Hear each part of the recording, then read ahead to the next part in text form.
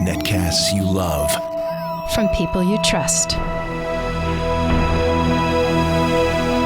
This is Twit. Bandwidth for the Tech Guy is provided by CacheFly. CacheFly.com. Hi, this is Leo Laporte, and this is my Tech Guy podcast. This show originally aired on Sunday, August 11th, 2013. This is episode 1004. Enjoy. The Tech Guy podcast is brought to you by Legalzoom.com. Go to Legalzoom.com for affordable legal solutions you can trust. Legalzoom can provide self-help services at your specific direction or connect you with an attorney. But they're not a law firm. No, they're better. Visit Legalzoom.com and use the promo code TechGuy to get $10 off at checkout. And by Stamps.com. Use Stamps.com to buy and print real U.S. postage the instant you need it, right from your desk. For our special offer, go to Stamps.com, click the microphone, and enter Tech Guy.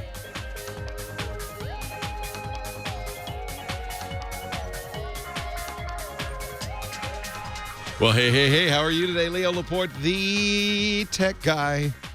Yes, we talk technology here each and every weekend at this time. I'm so glad you joined me. Technology can be anything. You know, it doesn't have to be a computer, Windows or Mac or Linux. It could also be the internet. That's technology. Heck yeah. Heck yeah. Could also be smartphones. Goodness gracious me, oh my. That's probably the most prevalent computer these days. The one in your pocket. We also talk about home theater, digital photography, anything with a chip in it. That's the show. Right there, in a nutshell. And thanks to Heather Hammond, it is Shark Week on the Tech Guy. Discovery Shark Week's going on right now, too. In fact, I have friends who work for Discovery because they worked for Revision 3, which Discovery bought the internet broadcaster. So they have to, like my friends Patrick and Veronica had to wear a shark costume on their show. Fun. I'm glad I'd be kind of humiliated. But you've done it right. You've got a Jaws shirt on or dress or whatever that is. I know, it's so weird. A shirt dress. Because it has the whole... a swim cover-up. Oh, maybe that's what it is. A swim cover-up. Sure, that's inspiring. Really jump in the water. I'm not an extra small. I know. It's the entire Jaws poster. Was that when we first became fascinated with sharks? Was Jaws the movie? For sure. What a scary movie that was. Yeah. Well, anyway. Say your favorite line. We're gonna need a bigger boat. It is the best line ever. I used it the other day, yesterday. On something. We're going to need a bigger boat. But I don't think my daughter got it. She's only 21. I don't think she really knew what I was talking about. What do you mean, Daddy? A bigger boat? What? 8888 Ask Leo. That's the number. You can call Heather and say, hey, I have a question or I have a recommendation, a suggestion. 888-827-5536. That's toll free from anywhere in the U.S. We also have a great website. TechGuyLabs.com, if I do say so myself. Actually, I could say that without false humility, only because I didn't do it. We had the fabulous Lullabot designed and built it, and then James DeRuvo takes the show notes, and Josh Windish fills them in and adds audio and video. So I don't take any credit for that. That's really Josh and James and Lullabot's site. There's a link there to our chat room too. By the way, all this is always free. I know there are other programs who will charge you for stuff, but thanks to our great sponsors, we don't have to. Sold out since 2004, so we don't have to. So we'll give it away. TechGuyLabs.com. Join the chat room. It's a lot of fun in there. Kind of like the kids in the back of the class, mouthing off. But frankly, the chat room has a bigger responsibility. They also have to keep me honest and help me with the answers. You could be part of that. Team Tech Guy. It's all at techguylabs.com. Well, the other shoe is finally dropping. We've been hearing this has been the summer of smartphones, hasn't it? Holy camole. We've got new smartphones from Samsung, the Galaxy S4, from HTC, the HTC One, both of which are worthy contenders for the title #1 smartphone, although the Galaxy S4 is the big seller right now. We also have a phone very nice, credible phone from the folks at Nokia, the Lumia. Well, there's the 925, But there's also the 1020 now, which is a 41 megapixel camera phone. Wow. That just came out. Motorola, which has been kind of a laggard, one of the few U.S.-based cell phone companies. There's two, Motorola and Apple, right? I can't think of anybody else. Motorola has announced its Moto X, which will be due later this month on all the carriers. Very interesting phone. I like it a lot. But what we're waiting for is the big guy, Apple. And now the news is out. And we know it's true because it was leaked to All Things D. And, when the Wall Street Journal, and All Things D, their sister website, get material, it's usually, my opinion, from Apple. It's like Apple uses that as their official conduit. And Apple's looking at all these other phones. September 4th, we're going to see the Galaxy Note 3 from Samsung. And they're thinking, boy, we haven't really been in the headlines lately. Not since June. What are we going to do? Oh, I know. Call Ina Fried over there at All Things D and give her the scoop. I have friends at other blogs. Renee Ritchie from iMore, which is another one of the really top Apple web rumor sites. He says right after Ina got the rumor, we got the same thing from a very trusted source. In other words, September 10th. I didn't tell you what the rumor was. September 10th. Apple will announce the new iPhone. And I think that's written in stone. Apple journalists I know are buying airplane tickets. That's how sure they are. This is the fact, Jack. So we have 1 month to wait to find out what Apple's got. And I can tell you some of the things people are thinking. If you're wondering, I think really it would be prudent, frankly, to wait until you see what Apple's got. And then you have a pretty good sense of the array of phones available for the second and third quarters, or third and fourth quarters of 2013, because it's all going to change again, These Android phones, they multiply like rabbits. Here's what I think. There'll be two iPhones announced, iPhone 5S and iPhone 5C. The C will stand for color, a plastic-backed iPhone 5 that's less expensive, designed for the international market, and also for those folks, and there are quite a few of them, who still haven't bought an iPhone because it's too expensive. Of course, the real cost of the iPhone is the data plan, and that's not going down unless Apple's made a deal. It's still, we're talking $70, $80, $90 a month. We're talking $2,000 off of the life of the phone, the 2-year life of the phone. So, whether the phone is $100 or $200, that doesn't make a whole lot of difference when you're going to be spending $2,000 total for that thing. When you include data plan.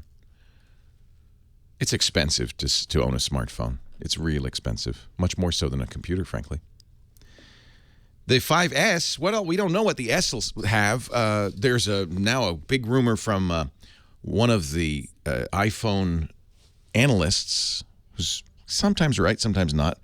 And this rumor's been persistent. Apple bought a company called Authentic last year that specialized in fingerprint readers. So everybody thinks they're going to have a fingerprint reader in the next iPhone. Wouldn't be the first in a phone, but if Apple does it, maybe ties it to the Apple Passport system, which allows you to buy stuff, could allow you to buy stuff, currently doesn't. You can't add a credit card to it. But if you could add a credit card to it, suddenly your iPhone with good, strong authentication could be a wallet. Could be your credit cards and everything in there. It's gonna have to be something like that to get people to sit up and take notice. It can't just be, we improved iOS. iOS 7 is out, and that's about it. Oh, the camera, it's 10 megapixels now or something. That's not going to do it. Because the world has moved on in the year since Apple released its last iPhone. So we'll see. We'll see. The pressure's on for Apple, isn't it? I know we talk a lot about smartphones, but really, this is where all the computer action is happening. It's not happening on desktops or laptops, is it? They're pretty much the same as they were last year. Windows 8, 8.1 will be out. This is interesting. No one knows exactly when, but my friend Ed Bott, who really is a follower, a watcher of this stuff, says next week, Windows 8.1, the big upgrade to Windows 8, very important upgrade to Windows 8, will answer a lot of the problems critics, including myself, have with Windows 8, will be out for developers, which means there'll be a download version soon after, and it will start appearing on computers, he says, not till October. So if you're going to buy a new Windows computer, it won't matter. You can buy one today and you'll get the free upgrade. It'll be in the store, in the App Store on Windows 8. Pretty soon, I think, in the next month or so. And that's going to be, we'll see, but I think that's going to be an improvement that will answer some people's problems with Windows 8. At this point, it's hard to recommend a Windows 7 only because it's old. The future is with Windows 8, like it or not.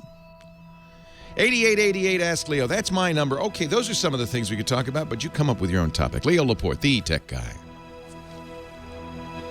Yeah, the Metro App Store.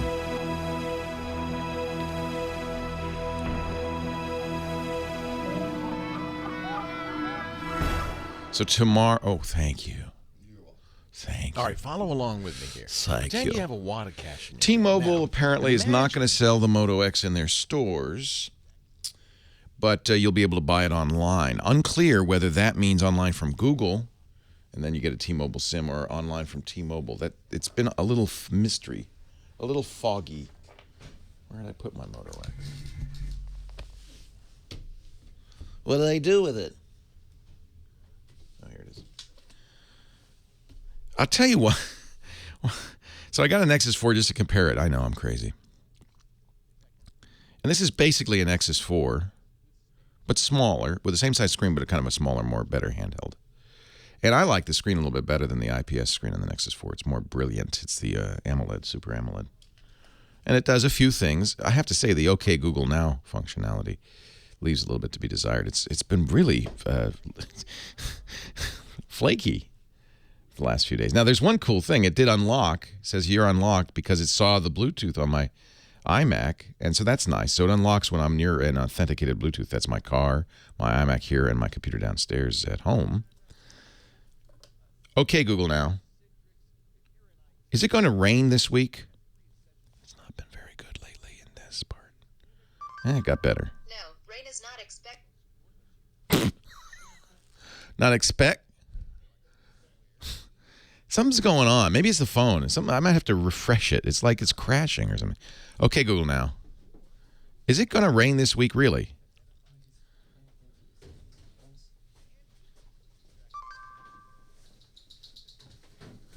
Oh, see, I shouldn't add the really. Okay, Google Now. Is it going to rain this week? It's finicky. No, rain is not expected this week in Petaluma. Okay.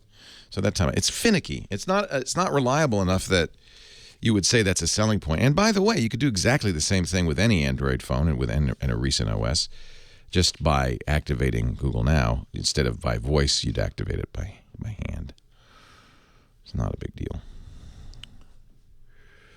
Okay, what am I doing? App Store paused. Facebook sign in.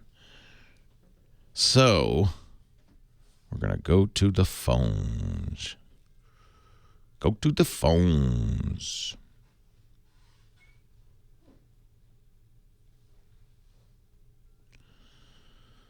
In Seattle. I don't know what you say. In Seattle. And this thing works. That works to turn on the camera. That's kind of cool. And then it has the sleep thing, and it has a few extra features, but very similar to Nexus 4, and better camera than Nexus 4, not much better. You're right. If you like the IPS screen better, then you should stick with the Nexus 4. Form factor's better because smaller and I think more robust. Doesn't have a glass back. The customizer will be nice, but that's AT&T only through November. And it's more expensive than the Nexus 4. Nexus 4 is cheap. That's right. Once you launch Google Now on any phone. Oh, I don't have this. I've got a different launcher. It will listen for the word Google, so it's very similar. I like AMOLED. I think it's great. I think it's brilliant and black as they're black, but that's a personal thing, right? Hello. Hi, how are you? Welcome. Nice to see you. Where are you guys from? New Jersey. New Jersey. That's great. Yep. On vacation? Yeah, exactly. Well, nice to have you. Thanks for being here.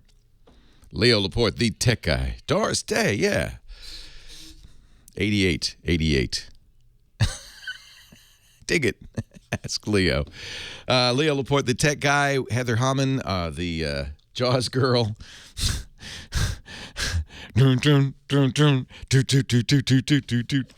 Do we? Who should I? You know what I'm saying. Yeah. What should I start? Who should I? Look at it. We got Michael, we got Ben, we got Taylor, we got Paul, we got Jennifer, we got Carol. Suddenly you're the romper room teacher. I see. Nancy. Well, do you want to stick with smartphones? I don't care. Yeah, because let's do that. Jennifer in Laguna Niguel has a question for you. Hi, Jennifer. Leo Laporte, the tech guy. Hi, Leo. Hey. I'm calling because I know I'm probably one of the only people that doesn't have a smartphone out where I live. No, you're not. You know, it's a good percentage, maybe a third of everybody. It's more than half now, though. It's just that I haven't wanted to spend the money because I have high-speed internet and all the other... And there you go. That's something. Everybody talks about the cost of the phone up front. It's the cost of the phone over 2 years that really makes a difference. Yes, and now I have an old LG just text phone. Yeah. But I'm paying $80 a month, and I can barely get the battery to stay up for. Why are you paying $80 a month for that? That was the plan for 2 years. Well, that's rotten. See, so I'm getting ripped off. That's what I'm thinking. You are, because you don't. Well, do you have data on that LG phone? Like, can you surf the net? No, I could, but it's extra charge. I have to over $80? Yeah. Wow. What's the phone company on that one? On Verizon. Well, I think you probably could go to Verizon and get a cheaper plan that would do much the same thing. But however, you say it's time for a new phone. You probably are due for a upgrade, Yes, which means you only have to pay $200. Yeah. Okay. Now, I've never been an Apple user. I've always been more PC-based. So I was thinking of, I've heard about the Samsung Galaxy or the new Note that's going to be coming out. People talk about that one or the HTC. So I'm just wondering, and then you talked about the Moto X. It's challenging, isn't it? It's for me to start with. It's challenging. It is a very, and later this month, the HTC One will come to Verizon as well, making it a trifecta of wonderfulness. You don't. Okay. You have many choices. There's always something new, so I'm like, oh no. And waiting doesn't. In fact, this has been the same story in technology since 1972. That there's always going to be something new and better and faster the minute you buy one thing. Buy the phone. Yeah. Now Verizon.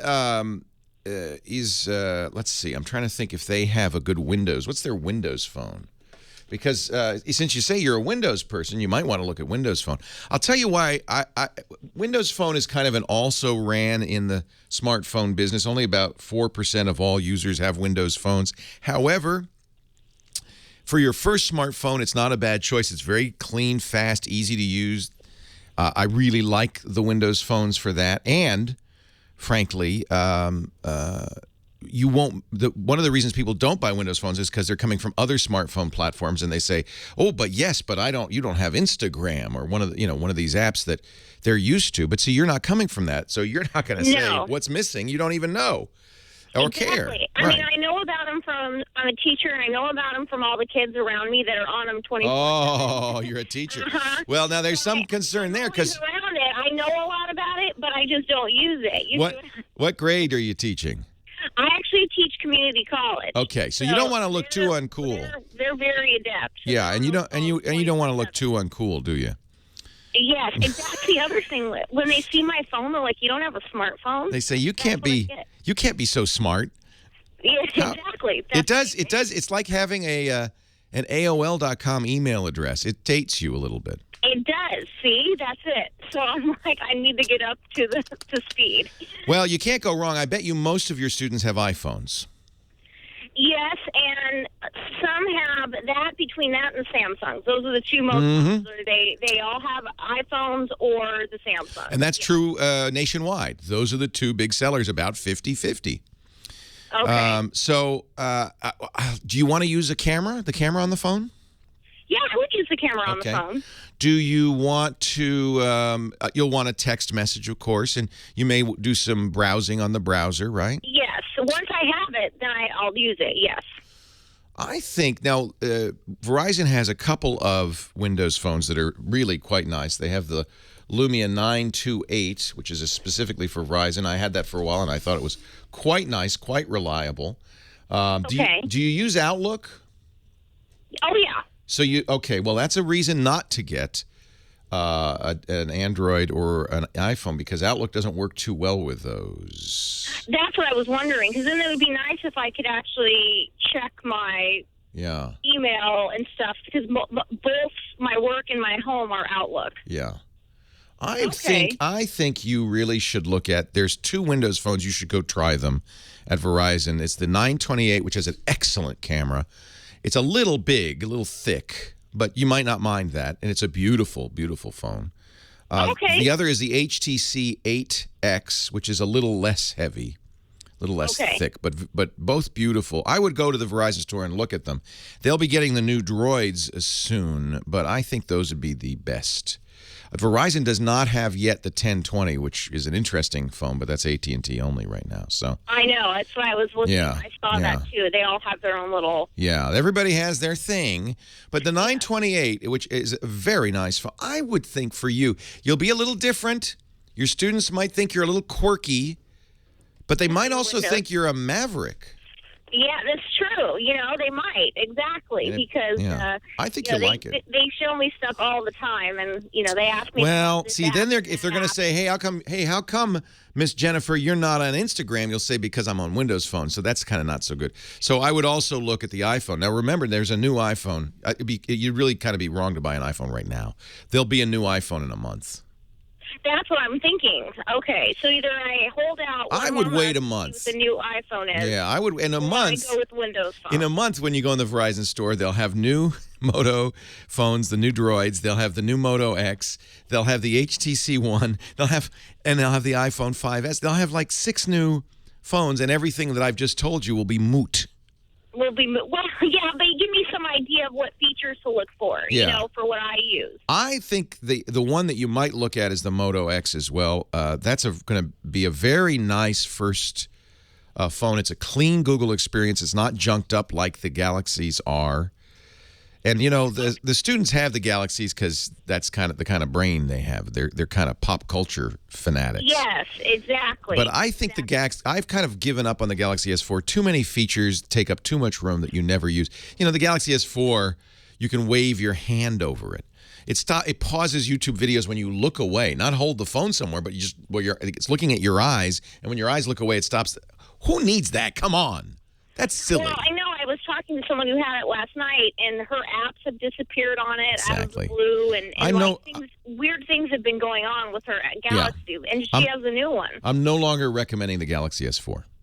Okay. I would say that there will be, however, some really good phones if you can wait 1 month. Can you wait 1 month? Wait one. Yeah, I can wait 1 month. Oh, Jennifer, then call me and let me know which one you chose. Okay, I will, Leo. Thanks a lot. Take care, Jennifer. Leo Laporte, the tech guy.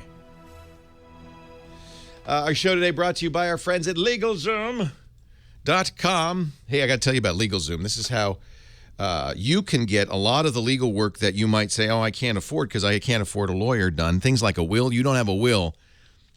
Your assets, your children even, will be disposed of by the court, not by your choice. So make a will. If you're starting a business and you're not protected by a corporation or LLC, do it. $99. This is what I did. And we're still running on those papers, the limited LLC papers that I created. It's that easy. It's basically, a lot of this stuff is just paperwork. And if you have the right questionnaire, and LegalZoom will walk you through the creation, very simple online, you can do it. Most Americans don't have a will, but you got to have one. This, is National Will Month or something like that. August. Through the month of August, you're going to get discounts on your last will and testament of 15% right now through the end of August. Most people will finish this in just 20 minutes. Before the show's over, you will have a will, and you will feel much better. I know you've been thinking, why don't I actually get a will? And it's more than just a fill-in-the-blank form. It really is state-specific, personalized based on your information. LegalZoom's been doing this for 12 years. They really are good at this. It is National Make-A-Will Month. This would be a good time. Save 15% off your last will Or get a living trust. You'll receive a pour-over will absolutely free. But you got to get your discount by entering the offer code TechGuy. Use the offer code TechGuy. In fact, you get $10 off any LegalZoom product if you use the offer code TechGuy. LegalZoom.com. And if you need help from an attorney, they've got the legal plan too. And that's great. Fixed rate for legal advice. Most cases, you're just going to go right through this. 20 minutes later, you got a will. LegalZoom.com. Please do it. Leo Laporte, the tech guy, Michael, in Norfolk, Virginia. Hello, Michael. Leo Laporte here. Michael. Oh, I got to push this button. Hi, Michael. Hello, Leo. What's up?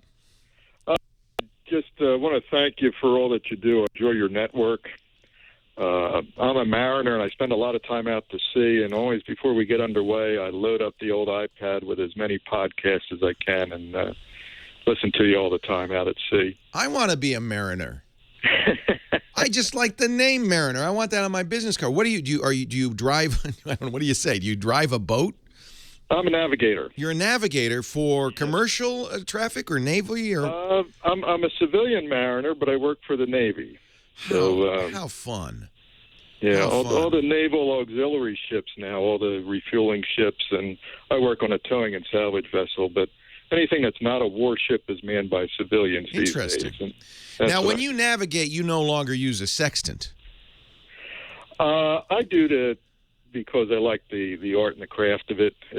We don't do it for operational. You got GPS, purposes. But you know what? If the GPS is broken, I think it's good to have somebody on board who knows how to use a sextant. That's right, and I have all the mates. I make sure that they all practice. Right on. Just for that reason. Right on. I think that's so cool. And do you don't sight the sun? You could, right? Yeah, we do sight the sun. You do sight the sun. We sight the sun in the morning, at sunrise, sunset, and at noontime. How interesting. You know, I'm a big fan of I'm sorry, we're going completely off track, but we'll get to your question. I can't resist. When you said the word mariner, that's what I want to be when I grow up. So because I read all the Aubrey Maturin sailing novels, you know, and they take place in the early 1800s. And of course they have to sight the sun, know where the heck they are, and it's just fascinating to me. And he teaches all the young boys on board, the cabin boys, that how to do that, because they need to know that. It's really fabulous. So I'm glad to know it's not a dead art. This is it's a interesting metal device. You have to know the exact time, though, don't you? Yes, that's very important. Read an excellent book called Longitude that's the history of this, because without an exact chronometer, you can't really know where you are. Yeah, well, they were able to do latitude for centuries. Right. It's the longitude. They couldn't do the longitude. Right. That was the problem. Right. Fascinating. But therein lies part of my problem. Spending so much time out to sea, I don't want to be paying the phone company $90 a month. Because you're not there. For a phone. And I don't think 3G goes out in the middle of the Atlantic. No. Well, I have myself a little track phone, and when I need minutes, I spend $30 or $40, and it works just fine. Right. But I'm in love with the Nokia Lumia 1020. Oh, isn't that amazing? This is the phone we were talking about earlier. It's got a 41-megapixel camera in it. Yeah, and I started reading Paul Thurrott's book, and the thing is just awesome. I agree. And it says it has Wi-Fi, and that's my question. Can I buy the thing? And I looked on Amazon. They're selling it for $600 and something without a contract. Right. And I'm wondering if all the features on the phone are going to work on the Wi-Fi. You bet. Everything except, of course, making a phone call. That's what I wanted to be sure of before. All of these smartphones will work without SIMs, or buy a SIM, but just turn off data and use it as a Wi-Fi. It's basically a tablet. Yeah, and that's the other thing. Since I'm in so many countries, when I'm in Spain or Greece or wherever, I can pick up a local SIM, I'm thinking, and pop it in there. The thing to watch out on that, and I presume the Nokia is good in this regard since it's made in Finland, but the thing to always pay attention to, first, step one, you're right, unlocked. That means no carrier has said it's ours. If you get an AT&T Lumia 1020, it will only work on AT&T's network unless they unlock it, and they will unlock it for you if you're in good standing. But if you buy it unlocked as you're proposing, then you could pop in a SIM card, and the other thing to make sure is that it supports the data bands you want to use in the countries you're going to. I don't know of any phone that has every frequency, although they're getting better because Well, it looks like it does. I was it may. on their spec sheet, and they have just dozens of them. It may. You probably, you may go to some oddball places, Sumatra. The one I saw on Amazon did say AT&T without contract. Now, That's is that not gonna the be a same as problem? unlocked. That's what I'm afraid of. Get unlocked, and that's right. That is not the same. That's locked to AT&T, but you're paying full price, so you don't have a contract. So they'll unlock it, or is there somewhere I can go to buy it unlocked? They will unlock it, but it'd be better off to buy an unlocked one. And I'm pretty sure I buy my unlocked phones from a company called. Actually, Amazon Wireless often has unlocked, so you can check. But if they don't have an unlocked one, they may just have. They may have. You may have found the listing for the AT&T one, but they may also have an unlocked one. And then I also buy from a company called Expansys, EXPANSYS. And they tend to have, they only sell unlocked phones. Let me just see if they have the 1020 yet, though. See, this may be, I don't see it, and it may be that AT&T has an exclusive for a period of time on this. Yeah. I do not see it on Expansys. So AT&T has said that if you're good standing, but you have to have a contract. Well, I have an iPad with them, but it's the original, and I don't want to give this thing up. I've got the unlimited data plan on there. There are apparently no unlocked models out and about. So you're going to be you have to throw yourself on the mercy of AT&T, which sounds painful, and have them unlock it. But they have always said if you're in good standing, you will unlock your phone. You say, "I'm a mariner." That should unlock a lot of doors. I'm a mariner. I travel the world. You joined the Navy to see the world. What did you see? You saw the sea. You saw, and I don't have 3G on the sea. So can you unlock this sucker? And they might unlock it for you. You're going to be throwing yourself on the mercy of AT&T, which I hate to do. There will be an unlocked one eventually. When are you leaving? Tomorrow? I'm here for another week. I'm in port. Okay, so that's one of the advantages of Amazon. You can get it in a couple of days. Well, I went to the AT&T store, and they don't even have the thing. They say, "Oh, we don't show the some do. Some Windows do. phone." They said nobody's interested in them, and blah blah blah. Oh, and I said, arrow to the heart. That's kind of crazy. Some do. So my local AT&T store does, and if you look, they will tell you which stores have it in stock. Yeah. So some do, and then the trick is to say, "Hey guys, look, I want to buy this phone. I'm an AT&T customer. I'm in good standing, but I want to unlock it because I travel." Looks like Amazon. I'm getting a link from the chat room that Amazon, but I have a feeling that this is pre-order. There is an unlocked black. Yeah, it's from. Okay, so these are from third parties.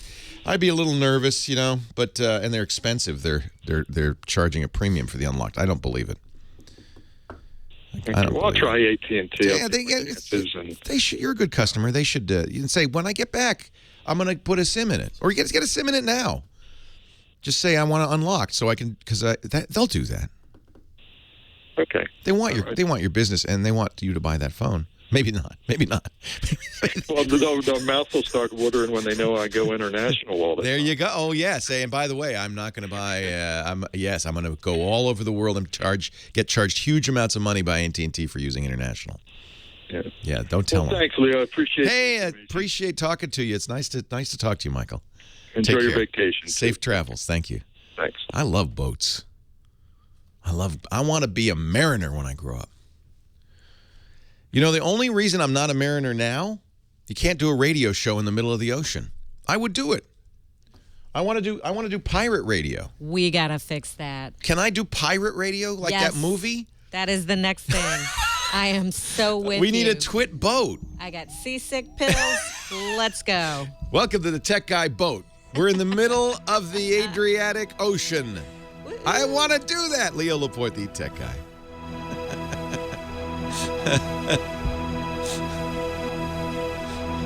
How can we do that? We gotta do it. The problem is bandwidth out there. But, I'm waiting. I know that in the next few years this will be solved. Maybe it's that Google Looney project. But they will solve this. I will have high-speed internet at sea before too long. And once I do, that's it. We're buying a boat. We could have bought For what we spent on this studio, we could have bought a very nice boat. A bigger boat. You got to get a bigger boat. I And you're love going to this go, huh? idea. Oh, God, Okay, yeah. I'm Julie. I get to be cruise Julie director, McCoy. right? All right. This sounds like fun. So let's see. I'm thinking of other layers of how we can do this. From a boat? Yeah, like where we take a studio audience with us from time to time. Like we stop in port. It's a cruise. We're on a lifelong And we could have a cruise. couple of extra cabins and then take listeners. Oh, you want to go to Seattle? We're on our way. Hop on.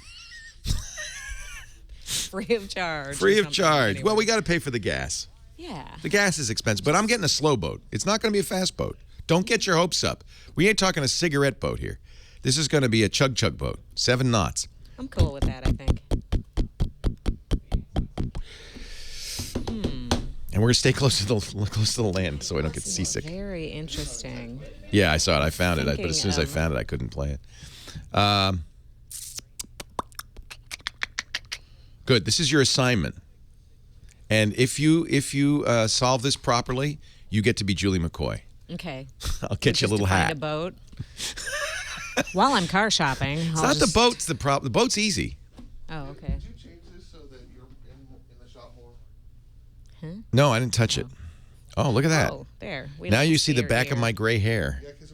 When did I go gray? Looks good. Holy cow. Jeez Louise. Didn't it happen in front first? Holy cow. Who's that old man? There's an old man in the shot. Can you get him out of there? That's nice. I'll play the robot video, by the way, at the top of the hour because we'll have more time. It's very long. Do I want lunch? Of course I want lunch, but I'm more interested in my boat conundrum. Your job, Julie. Oh, my job, right. Is to find a way to do a radio show from a boat. Now, here's the deal. It can be high latency. Well, no, it can't because we want to take phone calls, right? Uh-oh, I better take notes. She's taking this seriously. She wants a ride on my boat. Right on the coffee. Yeah, the U.S. We're going to call it the SS Minnow. Yeah? We can... Burke says bad idea. We can probably come up with something better, cuter. Are you Ginger? You're Ginger. You ain't Mary Ann. I mean, you're Mary Ann. You're Mary Ann, not Ginger. You know, I'm I'm definitely that the perfect skipper. Combination of both. You are. You're little Ginger, little Mary Ann. I'm from the Midwest, but now I'm in the big city. John says, I'm Thurston Howell III. Lovey. Lovey. Maybe I'll be Lovey. Lisa. No, Lisa's got Lovey. I'm sorry. She has to be Lovey. Oh, right. You're either... You're right. You're a little Ginger, you're a little Mary Ann. You're a mix. Who's going to be... I wanted to be the professor, but now that I'm so old, I can't be. Professor. The professor has to be a younger guy. Professor was kind of hot. Oh, yeah. The professor's hot. He had those Professor's... flat front khakis. He's and doing a white okay all shirt. round. I'm wearing flat front khakis now. Nice. Yeah. I don't quite fill them out the same way the professor did. Pardon me? I did print that for myself so I could figure out how long these segments have to be. On Friday, we're recording. Right. So everybody should know, from 3 to 5, we're recording 2 shows. Tune in. Maybe I'll find another cool T-shirt to wear. Really? You have a bunch I of don't them? know. Well, I'll shop. I have a cute one with an anchor on it.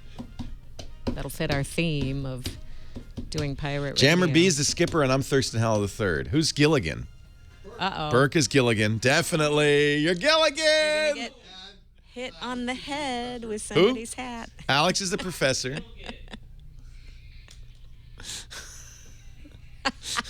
Very nice. Very nice, Nathan. Chad's Gilligan. Chad's the professor. So we have Mary Ann and Ginger all in one. Actually, you can, well, no, I don't know. I guess it just depends. We're trying to plan our, the Twit radio boat, the radio station at sea. See, some days I'll wear my hair like that, and I'm Mary Ann. Then you're Mary Ann. And then when you wear the elegant gown, yeah, you're Ginger. Ginger. That's nice. We should bring you because you could be both. Saves on fuel. Absolutely. I wish this guy had not said that word, mariner. Now it's going to know. be in my brain for the rest of the week. Totally went off the rails in a good way. I subscribe to Yachting Magazine. I have fantasies of doing this show from a boat. Wow. I even spec'd out a boat that could have a studio in it. But the problem is all about internet access. So the issue would be not internet, but internet essentially, because I need high speed connectivity so we could do the radio show. And the problem is most of that's satellite. And the real problem with satellite is it takes a long time to get up there and a long time to get back down. And that adds what we call latency. So when I'm taking a phone call, the person asks a question, and 2 seconds later I'd answer it, and that wouldn't work. It'd be too laggy. I know. Yeah. We pre-select our callers in a port, and we just put them on the boat with us. Yes. Yes. Solves the latency issue. I love it. And I get to pick. You get to come with. You go. Walk the plank. Now I get to say it. We're going to need a bigger boat. Ben in Sanford, North Carolina. Hi, Ben. Leo Laporte, the tech guy. Hey, Leo. Big fan, another big fan, watching you since the Tech TV days. Thank you. Yeah. My parents are going to Las Vegas in about 9 days, and my mom has been asking me whether she should get a Windows 8 tablet or a Android tablet to take with her. It's a no-brainer unless she needs to use Microsoft Office or something like that. For $229, she can get a Google Nexus 7. $229. It is the most capable, the fastest, the best-looking tablet at that size. It's a no-brainer. Right. But the thing is, my mom's eyesight is kind of getting worse. So the smaller the screen, the harder it is to see. She wants a big one, yeah. Well, they have dropped the price on the Surface RT quite a bit. And does she use Windows now? Yes, she has a Windows 7 laptop. You know, Windows RT might not be a bad choice for her. What does she want to do in Vegas with the pretty much just send emails. Email, yeah. And if she gets the type cover, it's kind of like a laptop. But RT is less expensive. You know, the Surface RT for $350 is actually a pretty good deal. Now you're going to have to add a $100 keyboard to that. So right. Now it's closer to $500. Right. I think that's, does she need a keyboard? Does she need to be able to type on a physical keyboard? It isn't a deal breaker, but it would be preferred. Yeah. I hate to recommend a Surface RT, but in this case, this is actually probably the perfect use case for it. Because in a weekly ad I saw today, one store was selling a Samsung Galaxy Tab 2 with keyboard for $350. Oh, that's pretty good. It's probably that student edition that they were trying to sell a little while back. Yeah, it's old. The Galaxy Tab 2 is a little older now. Well, just root it, put CyanogenMod on. Oh, okay. You didn't tell me you were an Android hacker. That does change it a little bit because you can help her. Yeah, you can help her be the state of the art. Yeah. Well, in that case, you're saving $150. I'm telling you, she's gonna be much more at home with Surface RT because it comes with Microsoft Office. So she's gonna be using her. Except it doesn't come with Outlook, oddly enough. But she's gonna be. I've seen a Asus VivoTap Smart. Those are cheap too. Comes with Office. Yeah, those are cheap too, and that's fine probably for what she wants to do. You know what's going to add up? The Wi-Fi in the hotel. Right. They really. It's a profit center, I guess, is the words they would use. $20 a night, 5 nights, you spend $100 on something that cost them a couple of pennies. Right. So yeah, profit center. It's probably as profitable as the Keno table. Well, my mom loves the slots. So there you go. She's pumping money into the Vegas economy anyway. That's good. Yep. That's good. She can calculate the odds on her Android tablet. It sounds like you're predisposed towards Android because you love Android and you know how to hack it and all that stuff. But I have to say, lately I've been thinking about getting a Windows Phone just to try it out, and since it's different. Wuck 1982 in the chat room says if you order the Surface RT refurbished from the Microsoft website, they'll throw in the keyboard for $350. See, I think Mom, she likes Windows. She's used to Windows. It's going to be Windows. She's going to be used to it. I think it's probably a better choice. And by the way, there's some great slot machine apps for Windows RT. But she also has an Android phone. Oh. Well, I think, What do they? How do they say it? 6-1 and pick 'em or something? What's the gambling term for that? You know, it's pretty much even on either side. Since you can support Android, fabulous. The Nexus probably is too small a screen. You probably do want to get a 10-inch for her. Right. There's certainly more future in Android. I don't even think this Surface RT I think it's dead as soon as they sell them all. That's it. So, you know, it's gonna do what she expects it to do is the advantage. So, right. She was originally looking at the 8-inch Acer that just came out not too long ago.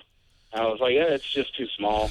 Yeah, if her eyesight's bad, probably a good idea to get something a little bigger. Nexus 10 is on sale because they've got a new one coming out any minute now. I think RT. I hate to say it, but given the use case, and this is people often say, "Oh, Leo, you always recommend X."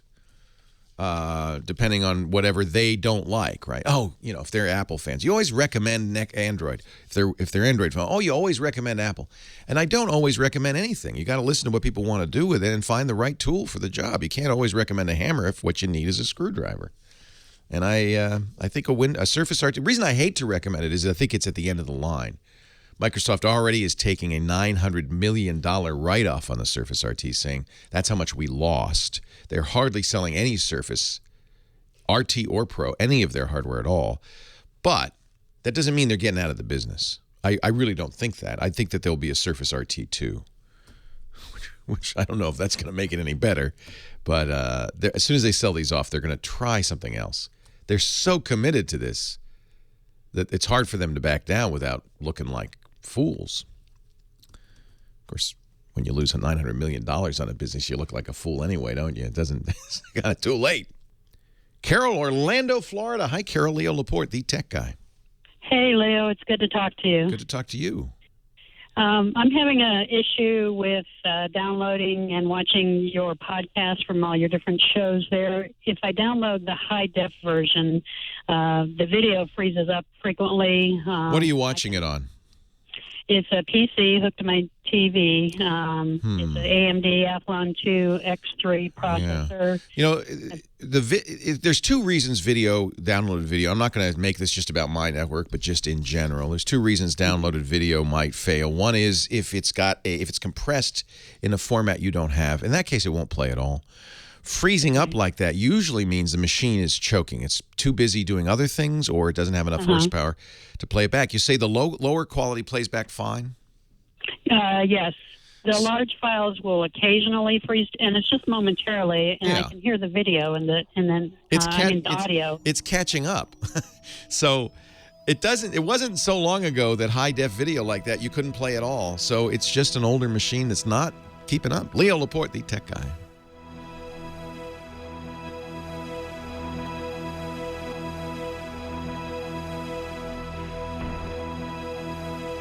All right. So the best way to see this robot in action is with this video. You know, I'm looking. Netcasts you love. This is the From people you trust. Double Robotics robot. This is Twit.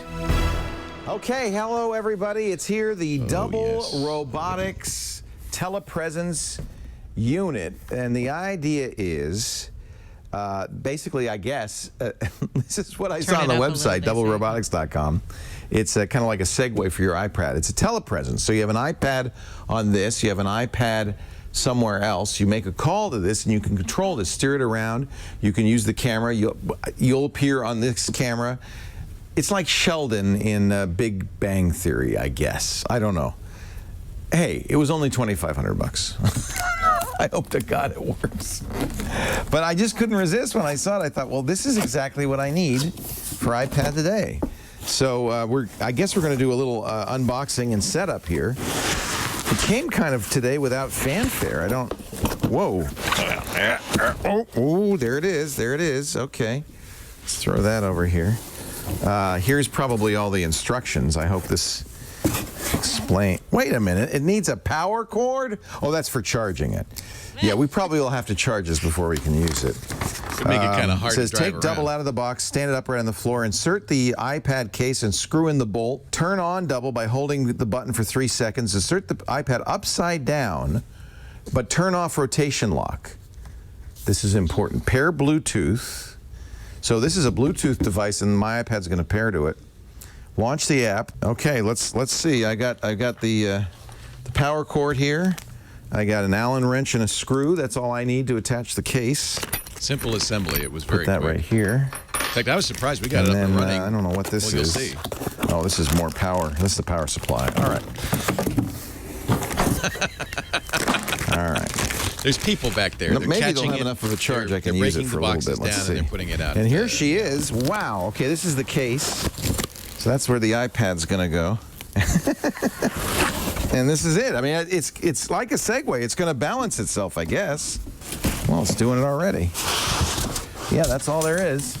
So, step one is to attach this. Oh, I see. It has a kickstand. That's why it doesn't fall over. It's got a little kickstand on it. So we're going to attach this, and it says screw in the bolt. We'll just screw that in. Nice job, Anthony. Well, that was a simple assembly. Turn on the double by holding the button for 3 seconds. Oh, I wonder if it's got enough charge on it. There's the kickstand on the back. These wheels rotate. There's the button. Let's see. 1, 2, 3. Is it on? I don't see any light. You see something? Oh, yeah, it's blinking. Well, hello, double. All right, now, insert the iPad upside down and turn off iOS rotation lock. You know what? They got that reversed. Let me turn off rotation lock first. Anthony Nielsen does all our And then fancy editing insert these the days. iPad. Hello, iPad. Ah, and see, there's the camera on the iPad, and so that way we'll be able to see. Okay. Pair Bluetooth. Geez, wouldn't it have been easier to do this with it out in there? Okay, let's do that. All right, here. Actually, it was quite simple. It launches in Bluetooth is pairing mode. Oh, there it is already. I see the double. Let's pair those. Now, I'm going to go back here. Looks like he edited out a lot. It And didn't I'm take going to launch any the time. double app. Yeah, my current location. Okay. I should have created an account beforehand, so I'm just going to do that. We'll hide this information real quickly. And My this also was very username simple. is Carlos Danger, and my address I always use that. is I'm mad at that wiener guy. Racy Manor, New York Oh, was City. that your name first? Yeah. New York. All right. Now it says the double is connected. If the device is connected to your double, would you like to switch to robot mode? Yes, yes. Whoa. Hello. Oh, my. Hello. Leo's new double. Battery status, poll controls, and park button should appear. From the driver iPad or Chrome browser, let's go to Chrome. Carlos Danger and Mayor. Okay. Oh, and it shows where I am. You see that? Shows my location. Okay. Tap to begin a session. Okay. See this? Oh. It's not an iPad, Leo. It's a Mac. You nitwit. Whoa! Hello! Holy cow! It says it wants to use my camera and microphone. Allow. Save site. Okay. Now, whoa. Okay, there's one problem. I'm getting a little feedback. Now, what does it say here? Camera permissions. Allow. All right. So now I'm going to go somewhere else. And I see you, Brian. Holy cow. Let me go over here. This way we avoid the. And I'm going the to sit over feedback. here. Now, you should see my face, do you? Okay. Hi. Now what? Look. I'm looking down is all I see. I see below me. Why do I even see that? Oh, whoa, I'm getting taller. Whoa.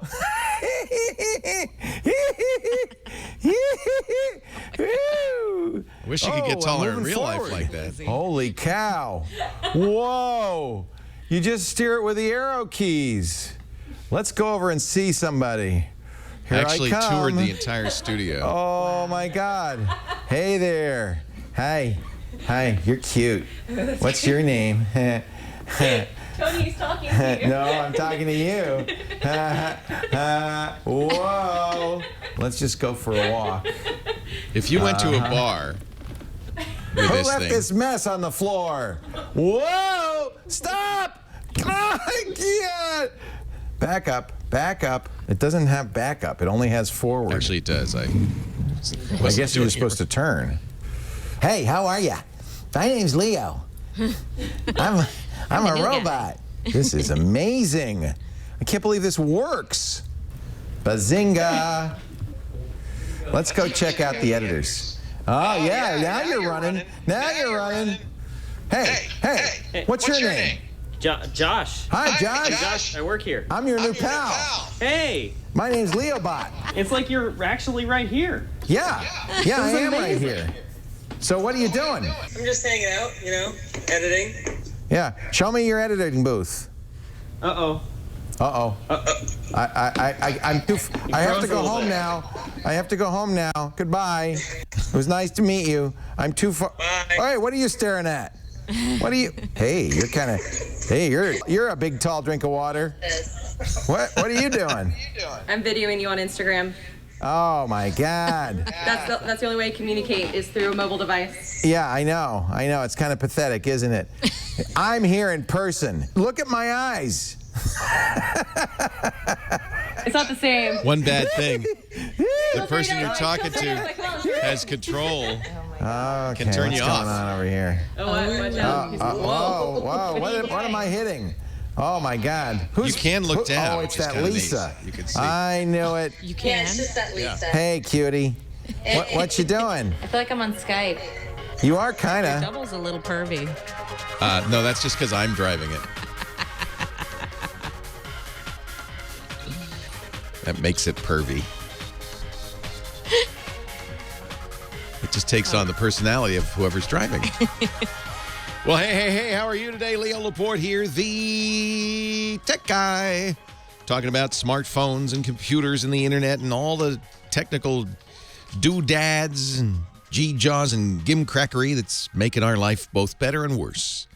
Up and down. 8888 Ask Leo, that's the phone number, 888-827-5536. Anywhere from inside the U.S., that's toll-free. Now, outside, you still can call me. Just use Skype. When you Skype, call an 800 or a toll-free number in the U.S., it still doesn't cost you anything. We get callers and listeners from all over the world, thanks partly to this thing called the Internet. Our show is streamed and downloadable all over the world at techguylabs.com. You know, I was thinking our last caller said she downloaded our video, but sometimes it would freeze. And maybe I was being too literal, because download to me sounds like you've got the whole thing on your computer or your iPad or whatever you're viewing it on, and you're playing it back locally. So if she downloaded it onto her computer and was playing it back and it was hesitating, then that might mean that the computer wasn't being able to, just couldn't play it back fast enough. The hard drive's too slow, the processor's too slow, or maybe it's doing something else at the same time. But a lot of people, it's my fault, may confuse the term streaming versus download. And perhaps that's what she was doing. Streaming is also a download, but instead of waiting until the whole file's on your hard drive and playing it back from the hard drive, you start playing as it's downloading. That's called streaming. In fact, most of the time when you stream, you don't even save it onto your hard drive. You just, you download it and play it immediately. No copy is saved. Although in some cases you can stream and download at the same time. So if she was streaming but called it downloading, well, then there are other reasons why you'd get that hesitation, and it has to do not necessarily, it could have to do with your processor and performance and so forth, but more likely has to do with the speed of your internet connection. All streaming downloads, audio and video, do something called buffering. It's a way of making it not hesitate and stutter. Unfortunately, it often does that. The idea is that the internet's not completely reliable. Even if you have a lot of speed, sometimes packets, little chunks of the data get lost or delayed in transit. If they're merely delayed, Well, if you get ahead, you can recover because you can, if you're 30 seconds ahead and a packet gets delayed 5 seconds, no big deal. You'll play it when it when it needs to be played 25 seconds from now. So buffering takes care of internet inconsistencies where the internet might delay packets or things might get messed up. If, however, your internet connection isn't in general fast enough and all the packets are getting delayed, it won't take too long before that buffer gets used up, that 30-second buffer. And then the stream will stop because it can't keep playing. It doesn't have enough data to keep playing. And rebuffer. It will stop for 30 seconds or whatever the buffer size is, gather that much of the content, and then start playing again. And that's so, the theory being, it might stop once every few minutes to rebuffer, but that's better than stuttering, which is what it would do. If you're watching in real time as the packets come in and a packet's delayed 5 seconds, the video freezes for 5 seconds, then the packet arrives, now you play it, because you have to play them in order. If you don't play video in order, it makes no sense at all. So it could well be that she was calling it downloaded, but it was buffering. If it buffers, then you have a couple of alternatives. The best one is probably just to download it. All of our shows and most other shows like this, well, I shouldn't say most, many other shows like this are downloadable. You download and play them from your hard drive. Generally, that'll solve the problem. You don't get buffering from your hard drive because your hard drive's fast. But then for copy protection, for instance, Netflix, there's no way to download a movie on Netflix. You have to watch streaming. And they do that for a reason. The movie company's worried you're going to steal it. If you download it, then you can give it to a friend. So Netflix doesn't let you save it. You can only watch it as it comes in. And you may notice it takes a while for Netflix movies to start. That's because it doesn't tell you it's buffering, but that's what it's doing. It's getting a little bit ahead. Same thing on iTunes. Same thing on Amazon streaming. Any streaming video service will take some time before the movie starts. That time is spent downloading the content ahead of time so that it doesn't stutter, so that it in general will play. Now, I've had situations where my bandwidth isn't sufficient to play high-def video on Amazon. The video starts stuttering, and eventually the player will say, hey, you know what? You don't have enough bandwidth. Would you like to go down to standard definition? And if you do, it generally fixes it. So this is tied to how much data you're getting. High def, of course, these are bigger files. And how fast your internet is. If in order to play back, I'll give you an example. If in order to play back a high-def video, you have to have a megabit a second download speed, and your internet isn't consistently a megabit, sometimes it's 900 kilobits, then the movie isn't going to play back. You've got to watch a lower quality version. HD typically takes around a megabit to 1.5 megabits per second to watch, but SD takes half that. So you just step down.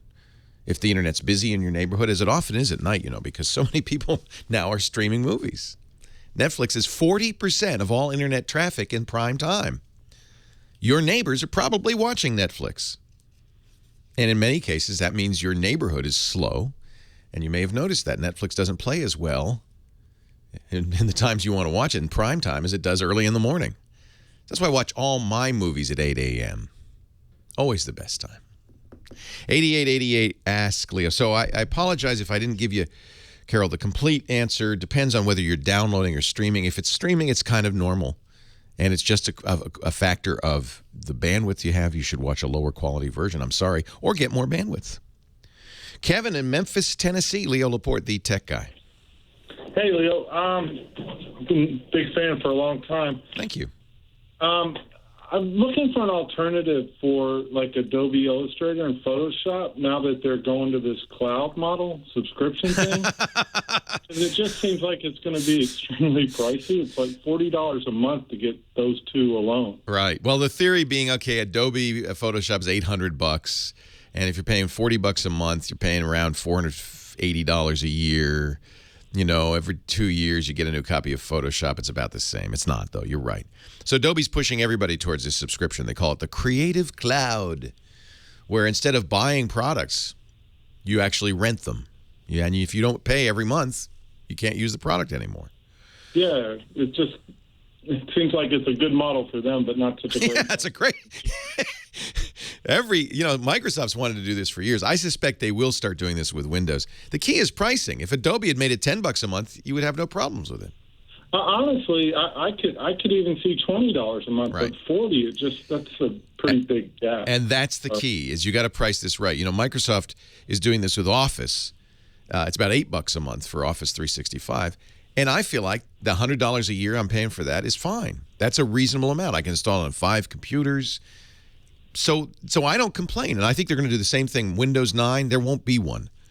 It'll just be a subscription, but Adobe blew it, as they often do, one of the poorest run companies ever, by charging $40. So a lot of creatives, their thinking is, you're doing graphics design at a big firm. The firm can afford that.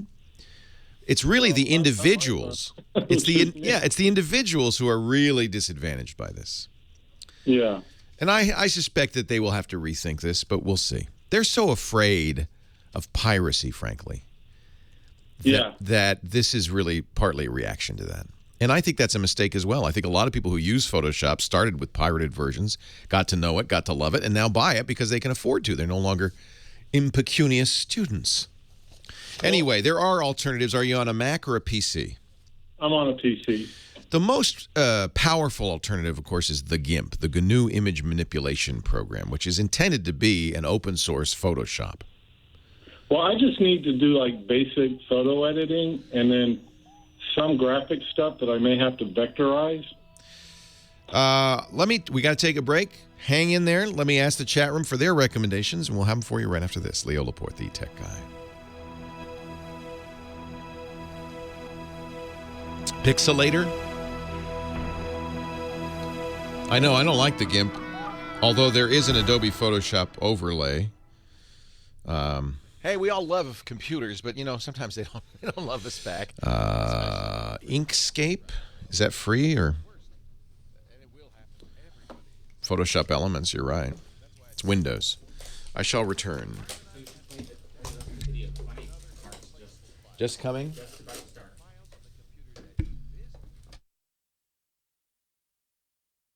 I feel like I'm on Skype. You are kinda. Should I go on a tour of the studio? This is cool. Hey, Tony, I'm coming for you. About 2 miles an hour. Dim dim, dim dim. Hey, you, I'm talking to you. What? What? Hey, intern, come here. What? Huh? I'm talking to you. Hey, Tony, I'm coming for you.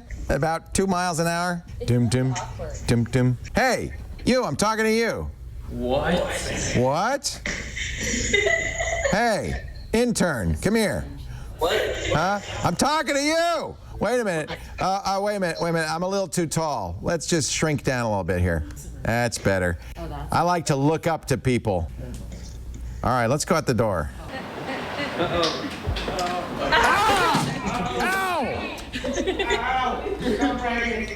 Hey, how you doing? I should put a cup on this and I could panhandle. We're going for a walk. Gonna see the beautiful town of Petaluma, California. This is awesome. This is worth every penny of $2,500. Hey, how you doing? How you doing? Good to see you. No way. What's up? Hey, where are you going? Oh man, nobody wants to be my friend. Hey, how you doing? Hey, you.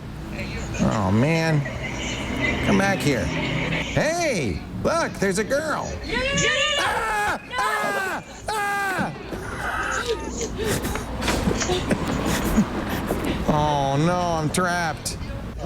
Go to I got in the Social Club dirt. and get a drink. I feel like I'm commanding the Mars rover. There we go. Okay, I'm gonna do a running start here. Forward. Forward. Forward. More power. More power. You're gonna make it. Oh. Yes. All right, go. He's in. Eagles landed. Jab. That is amazing. Now, I've been meaning to talk to you about this. Where are you? Hey, where's Sarah? Nobody's here. All right, look it. I can see what you're up to, and I know it's no good. You get back to work, or you're... The end. And therein lies the problem. They can turn it off. Dang. That's a design flaw, if you ask me. Huh? You're wearing a wrestler mask when you're talking to the guests. I know. Maybe Is that it on could here? make more friends if it was like, here's my credit card number. Yeah. I'll buy you a drink. I'll buy you a drink. I'll buy you a latte. Here's the, this is when we were showing it on the show. It's like half an hour. Oh my God. 10 minutes? We're We not don't want to playing show a 10 10-minute minutes, video. maybe 10 seconds. I'll tell you what. I'll do this and I'll show you. You put it in it takes an iPad. Okay. By like $2,500 minus Don't ask the about iPad. that. $2,500. Minus we the bought iPad. this. We bought this. I bought this. Don't know we about that. Sarah All came right. around on There's this. no I There- in team. hey, but the good news is the app is free. Yeah, thank goodness. Hey, I'm talking to you. You right there. Isn't that cool? Maybe it's just me. I think it's cool. It's very cool. All right. Validate me, please. Our show today brought to you by Stamps.com. Now, that's something else that's cool. You know, the truth is, I think a lot... Oh, now, see, now, you're in the way, robot. Would you mind leaving? Thank you. I've got a commercial to do. Our show today brought to you by Stamps.com. You don't need to go to the post office anymore. Why? When you can get your own postage, buy it and print it anytime, 24/7, postage on demand from Stamps.com. And you don't need, and this is really important, an expensive postage meter to do it. I've been recommending Stamps.com for years. You can use your own computer, your own printer. We've been asking Stamps.com listeners for users and our listeners for recommendations. I got Carl Fink. His business is Acura Music Incorporated. We asked him if we could tell the world about it. He publishes classical music and music books. It's a small company. Carl does it all. Runs the business, has to do the mailings. He says, I used to use a postage meter, but it didn't calculate postage. It doesn't let me know when the postage rates have changed. And it was always running out of ink, and the ink was expensive. And boy, I can vouch for that. Postage meter ink is like 100 times more expensive than inkjet ink, which is already overpriced. I can't say what it is. It's not good. Carl heard me talking about Stamps.com as a better alternative, and he tried it out. He says, with Stamps.com, he can package and ship everything so much easier. It's easy and fast to buy more postage. He can print stamps, shipping labels, envelopes that are addressed and stamped, and international mailings with customs forms. He doesn't have to deal with that expensive postage meter or wait in line at the post office. Carl, I'm glad you love Stamps.com. What a nice story. Now, you could try it, too. We've got a no-risk trial for you. A $110 bonus offer. It includes that digital scale that automatically calculates the postage. It'll weigh your letters and packages, up to $55 in free postage, too. When you go to Stamps.com, don't click the $80 offer. Click the microphone in the upper right. Use our offer code TECHGUY, T-E-C-H-G-U-Y, in that form. And it'll be a $110 bonus offer, including $55 in free postage. Hey, Carl, I'm glad you liked it. Acura Music Incorporated. And I hope you all will do the same as Carl and get rid of that postage meter. Try Stamps.com.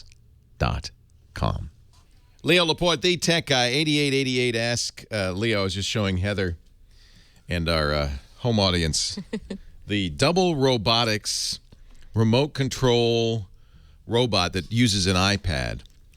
Now, it's not cheap. It's $2,500, which is a lot. But if you think about it, for a Telepresence robot, that's not a whole lot. It's like a little Segway, a stick Segway, and it's got an iPad case in the top. And you slot the iPad in there, and then it uses the camera on the iPad. Actually, it uses both cameras on the iPad.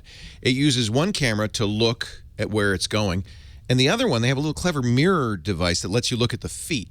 As you're steering around, sometimes you need to look at the wheels to see if you're hitting something. So you can steer, and then you can control it from another iPad, from an iPhone, or from a Chrome browser, anywhere in the world, because it's using the internet. So as long as the iPad has internet connectivity, and that could be LTE as well as Wi-Fi, you can control it and have a telepresence. So you could put this thing in the Louvre, for instance, and go around and looking at pictures. This has great applications for I think so. maybe handicapped people. For handicapped folks, you'd have a presence that could get around. It doesn't steer around really well, but you saw we were playing the video. I was able to get around. I hope that wasn't offensive because you'd rather actually go to the Louvre. But Well, no, but I think that's, Google Glass is being used that way. My friend Trey Ratcliffe does photo walks. People who can't get out of the house for one reason or another, disabled or whatever, they will watch the video and go along on the photo walk because Trey's wearing the glasses. They could see what he sees. Well, my mind is appropriately blown. I like it. It's pretty cool, isn't it? Yeah. I thought $2,500. I have a little bit of a budget here at the Tech Guy Labs for buying crap like this. That, if it, just because you got to test, somebody's got to test it, right? You can read about it. It seems cool. It won an award at CES. But until somebody actually uses it in real life and says to you, you know what, this isn't worth it. So that's what we have a budget for, to buy this kind of stuff and try it and see what it offers. And in this case, I'm pleasantly surprised. This thing does really work. It does need, and somebody in the chat room says, Byte3 in the chat room says, you need an optional self-defense module. Maybe lasers on it. Yeah, right. But it's very stable. It's like a Segway. It does roll around. It has a kickstand. So once you get where you're going, you can put down the kickstand and it's even more stable. I think it's a pretty neat thing. Now, you need an iPad. What I also think is very interesting is it wouldn't be $2,500 if it didn't have the iPad. So it comes without a brain, but you supply the brain. And in a way, this is a synergy between two very innovative, brilliant things, the iPad and then this kind of Segway-like two-wheeled robotic device. And because the iPad exists, they could make this. And I think that's fabulous. It really, really fantastic. They say it goes a few hours. The charge, we were able to drive, you saw it on the video, all the way around. I went outside. I was panhandling. What will be the next sort of improvement on it? Well, lasers wouldn't be bad. A little basket. I could put it back. I don't know how. Hello, you know what? I should like see. a ham sandwich and then put it in a basket and drive it back to yourself. All right, we're going to try that. Field trip. Let me see if I can idea, buy lunch with the double robotics. And then you can just fire John. I could put $20 in the basket. See if it It'll makes have your it. credit card over there. Or give him my credit card. Have an account.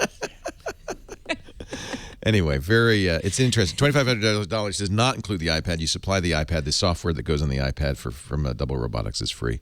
It does charge by plugging in to the wall, lithium-ion batteries. It's just, we're so inoculated against awe and amazement anymore because we are constantly bombarded by amazing things. And people go, oh yeah, it's a robot, walks around, has a computer in it. I can see it. 10 years ago, if you'd show me that, my jaw would have hit the floor. Now it's like, yeah, but it needs a laser. Right.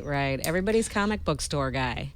Yeah. They're always looking at how it could be Well, better. I don't know. I think it would be better if it had ears. Yeah. It does have ears, by the way. You can hear people talking to you. The microphone on the iPad picks that up. They can hear you. You're sending to the iPad. So you can have a conversation. They see your face. It is somebody, VQ, saying, wasn't this on Big Bang Theory? That's the other geek reaction. Oh, yeah, Sheldon built that 2 years ago on Big Bang Theory. That's a TV show, folks. It's fiction. This is fact. All right, so we were looking for alternatives to Adobe Photoshop for our caller, Kevin, who is in Memphis. And, Kevin, I'm going to tell you a couple of things. First of all, I have written down some choices that were given to us by the chat room. But I'm also going to refer you to a website that I just love called Alternative 2. And the idea is that there's a program you want, that it's too expensive or for whatever reason, you want to look for alternatives.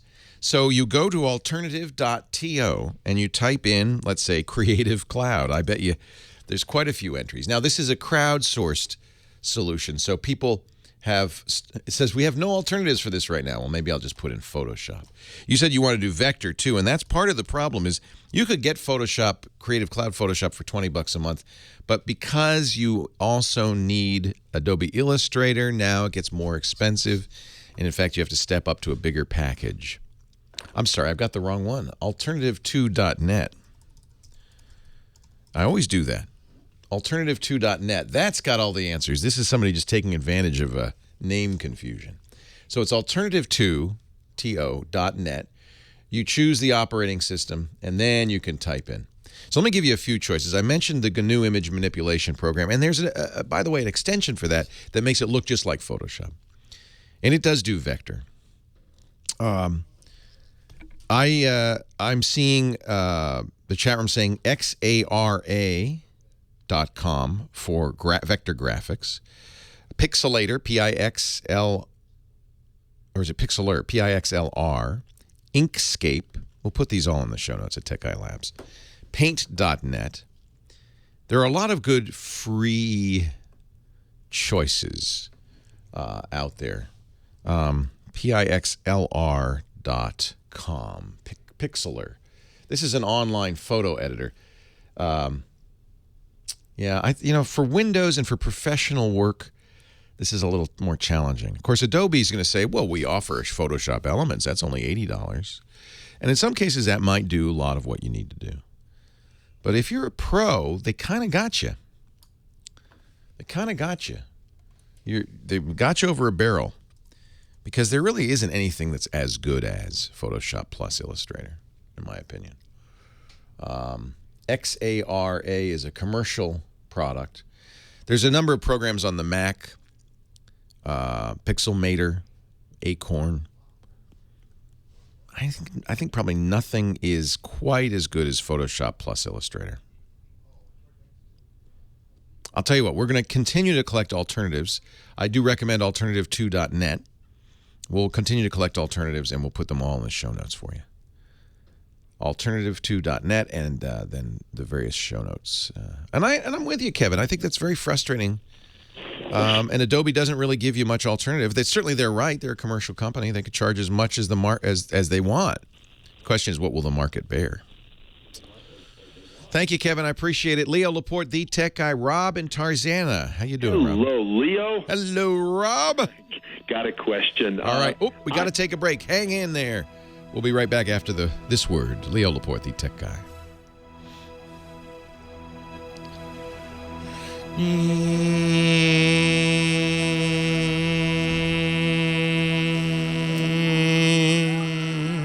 Or you could buy a boxed copy of Photoshop 6. That's true.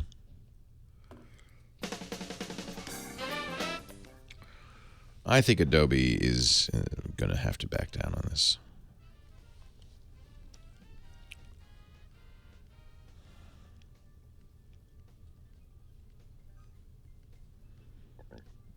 I don't know why they wouldn't do Windows as a service. The OEMs could just say, hey, it comes with two years of Windows, right? And Microsoft would love that because they're going to get you in year 3. I mean, I'm sure the OEMs, well, I'm not sure, but the OEMs might complain. I don't know.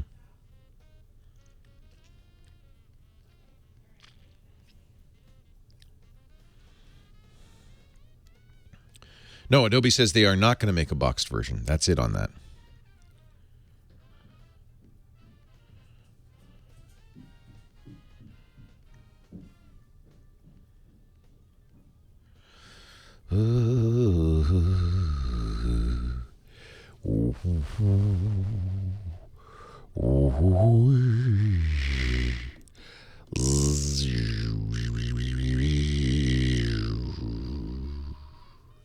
Consumption of 2 cups. How many cups? What do I have to consume? 2 cups a day of coffee? Keeps us from getting senile?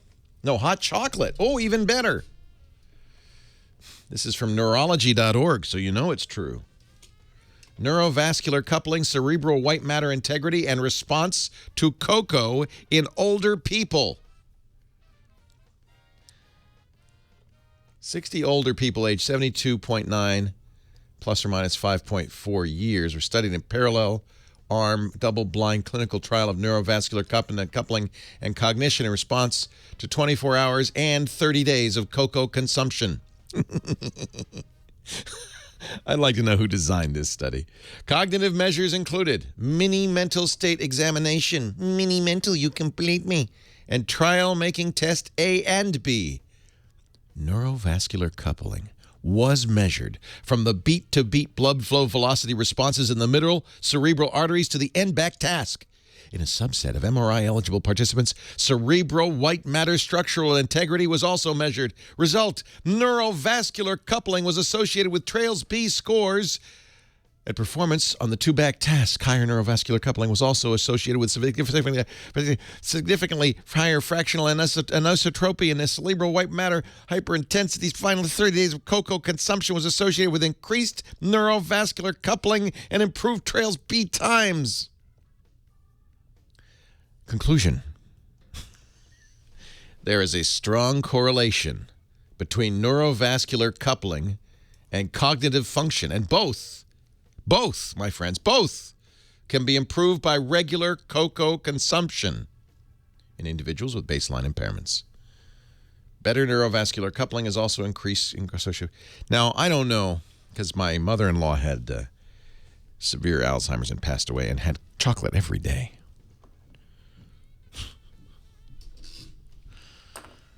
I don't know what Panorama Chris recommended, but I can tell you what I recommended. By the way, Chris isn't here this week, right?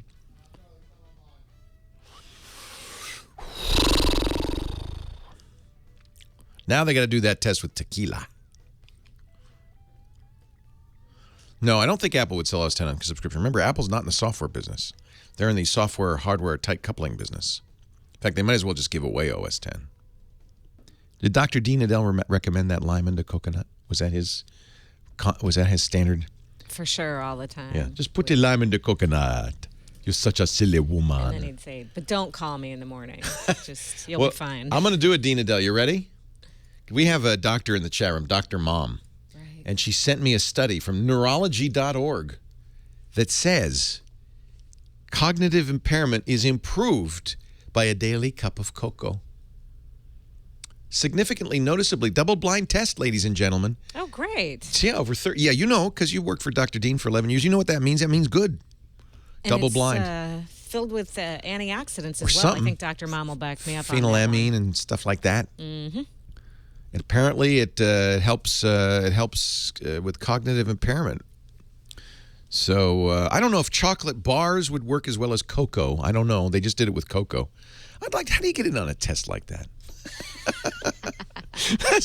Sometimes they want to try out a drug. Your hair is going to fall out and stuff. But sometimes they just give you a cup of cocoa. That's the kind of medical test I want to participate in. I am going to move on. Let's see. How about Paul in Santa Monica? Leo Laporte, the tech guy. Hi, Paul. Hello, Leo. I have a problem with my display being oversized. My page, I can't see the bottom of the page. It overdoes it. It gives you too much on one little screen. Yes, too much. I can't see the bottom of the page. Now, I know how to reduce the resolution. Yeah. But I can't see the bottom of the page to apply the lower resolution. Yeah, it's not really a resolution issue. It's a refresh rate issue. So if you you drive a monitor inappropriately, it's inappropriate driving, the monitor will have problems like that. So it's not that the resolution is wrong necessarily. It's probably that the refresh rate is wrong. Probably that you have the wrong driver for the monitor. Sometimes, though, you should look in the settings on the monitor. In fact, the first thing I would do is go to the monitor settings, and most monitors will have buttons that you can change the size of the screen and the position of the picture on the screen. If you have such settings on yours, I would play with those. You can reduce the horizontal and vertical size. You can move the picture around. Do that until you get the screen as small, as much of the screen as possible. You might even have an auto button that would do this automatically. Auto adjust or calibrate. Just depends on the age of the monitor. Could be it's an old enough monitor that it's just not responding properly. It's broken. But the first thing I would do is I would try resetting the monitor physically with buttons on the monitor menu to reduce the horizontal and vertical size of the screen. If there's an auto button, try that. And then if not, if your PC has drivers, if you have an NVIDIA card, for instance, there will be an NVIDIA program. And that'll be in the center, not at the bottom of the screen. So you'll be able to see that and try different refresh settings. because the right refresh setting will make a difference as well. 8888 Ask Leo, that's the number to call. Thanks for the call, Paul. We got Jack in Riverside. Hi, Jack. Whoa, Jack's having a party. Hello, Jack, are you there? We'll just put that on hold for a moment. I'm sorry, Jack, but I can't hear you. Donnie in Cypress, California. Leo Laporte, the tech guy. Hi, Donnie. Hey, Leo. Good yes, morning. Sir. Good morning. Hey, I have a question regarding home surveillance equipment, software, and hardware. Okay. Hey, I looked at various brands, and many of them talking about their operating system doesn't tell you what it runs on, or it's in-house proprietary. Right. But some of the higher-end ones, more costly, I guess, run on a version of Linux called Linus. Linus? Correct. Not familiar with that. Might be specialized for that particular hardware, that kind of thing.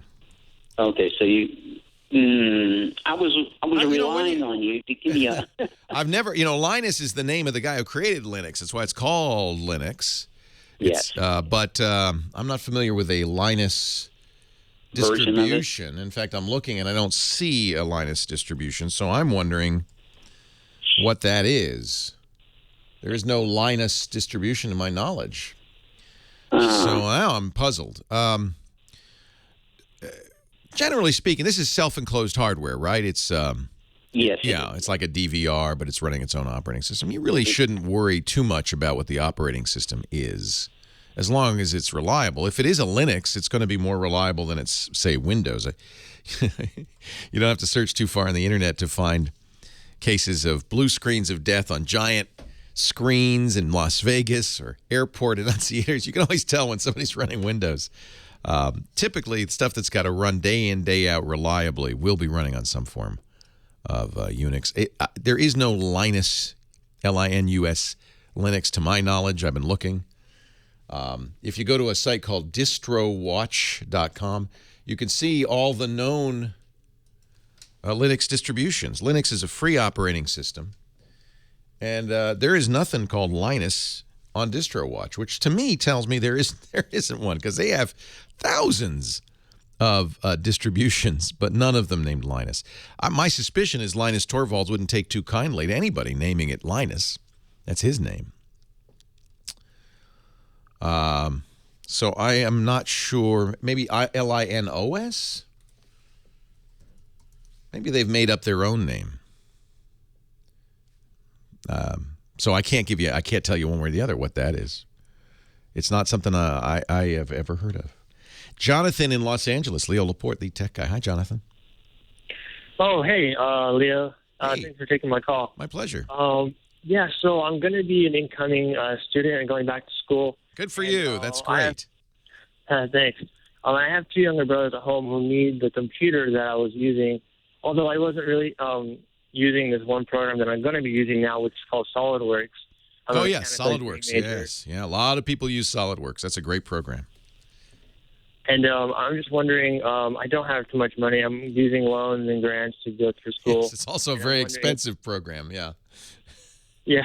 Yeah. And I'm wondering what laptop would you recommend that I get? I'm kind of something that can run SolidWorks pretty well and not too expensive. Yeah. 3D. SolidWorks is a 3D computer-aided design program. So you're going to a computer-aided design school, engineering school, or mechanical engineering, something like that. Yeah. And I'm gonna look. I'm at the SolidWorks website, which is solidworks.com, and I can without even looking at their comments as to what kind of hardware to get, I could tell you it's probably fairly demanding, these kinds of things.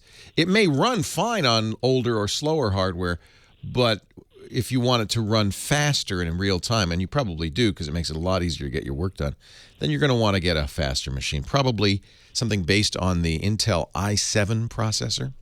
You're going to want to get more memory, more RAM than typical, probably 8 gigs.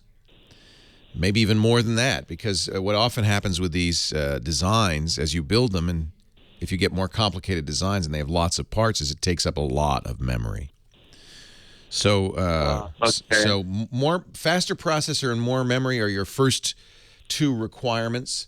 I'm looking on their website, and they run on Windows and Macintosh. I presume you're getting a Windows machine. Yeah. Yeah, because those are less expensive. They say it'll run on 2 gigs of RAM, yeah, but whether it runs... I have a friend that uses it, and he said you need at least 4 for it. Yeah, I'd say more is better, especially as you get more elaborate designs. Leo Laporte, the tech guy. Yeah. Lar has the right answer. i7, 16 gigs, and the best video card you can afford. Leo Laporte, the tech guy.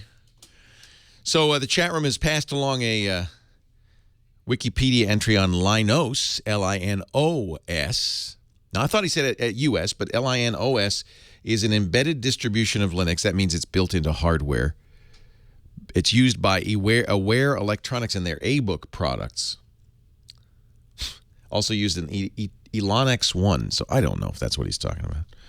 In any event, I don't know anything about it.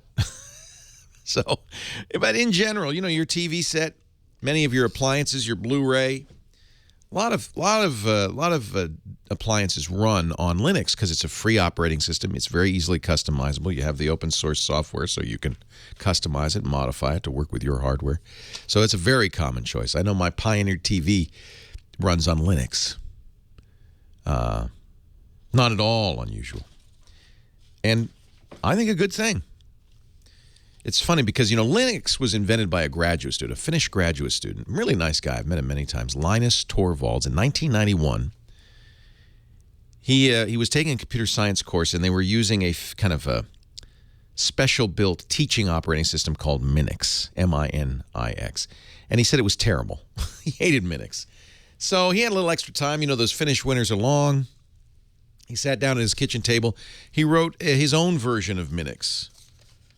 His name was Linus, so he called it Linux. But he did something very unusual. Because he was trying to create a teaching language, he gave it away. He said, I'm going to keep the trademark to myself, Linux, so that I kind of can say what is and isn't Linux, but I'm going to give it away. I'm going to give you the source code. It happened at the right time. In the early 90s, the internet started to take off, which meant people from all over the world could collaborate with him and improve this, and they did by the thousands, adding to its features, adding to its capabilities, and still always giving it away for free and giving away what we call the source code, which means you could look at how it was done, modify it if you were a programmer for yourself. And many did. Then people went to the Free Software Foundation, where they were developing free open source versions of popular programs like Office. And they took software from the Free Software Foundation and they merged it with Linux to create what's called a distribution. That is all-in-one rolled-up thing that has the operating system plus the programs you would want, the system utilities you'd want, the installers and everything, and you download the distribution and install it. And there are many hundreds of distributions, as I mentioned.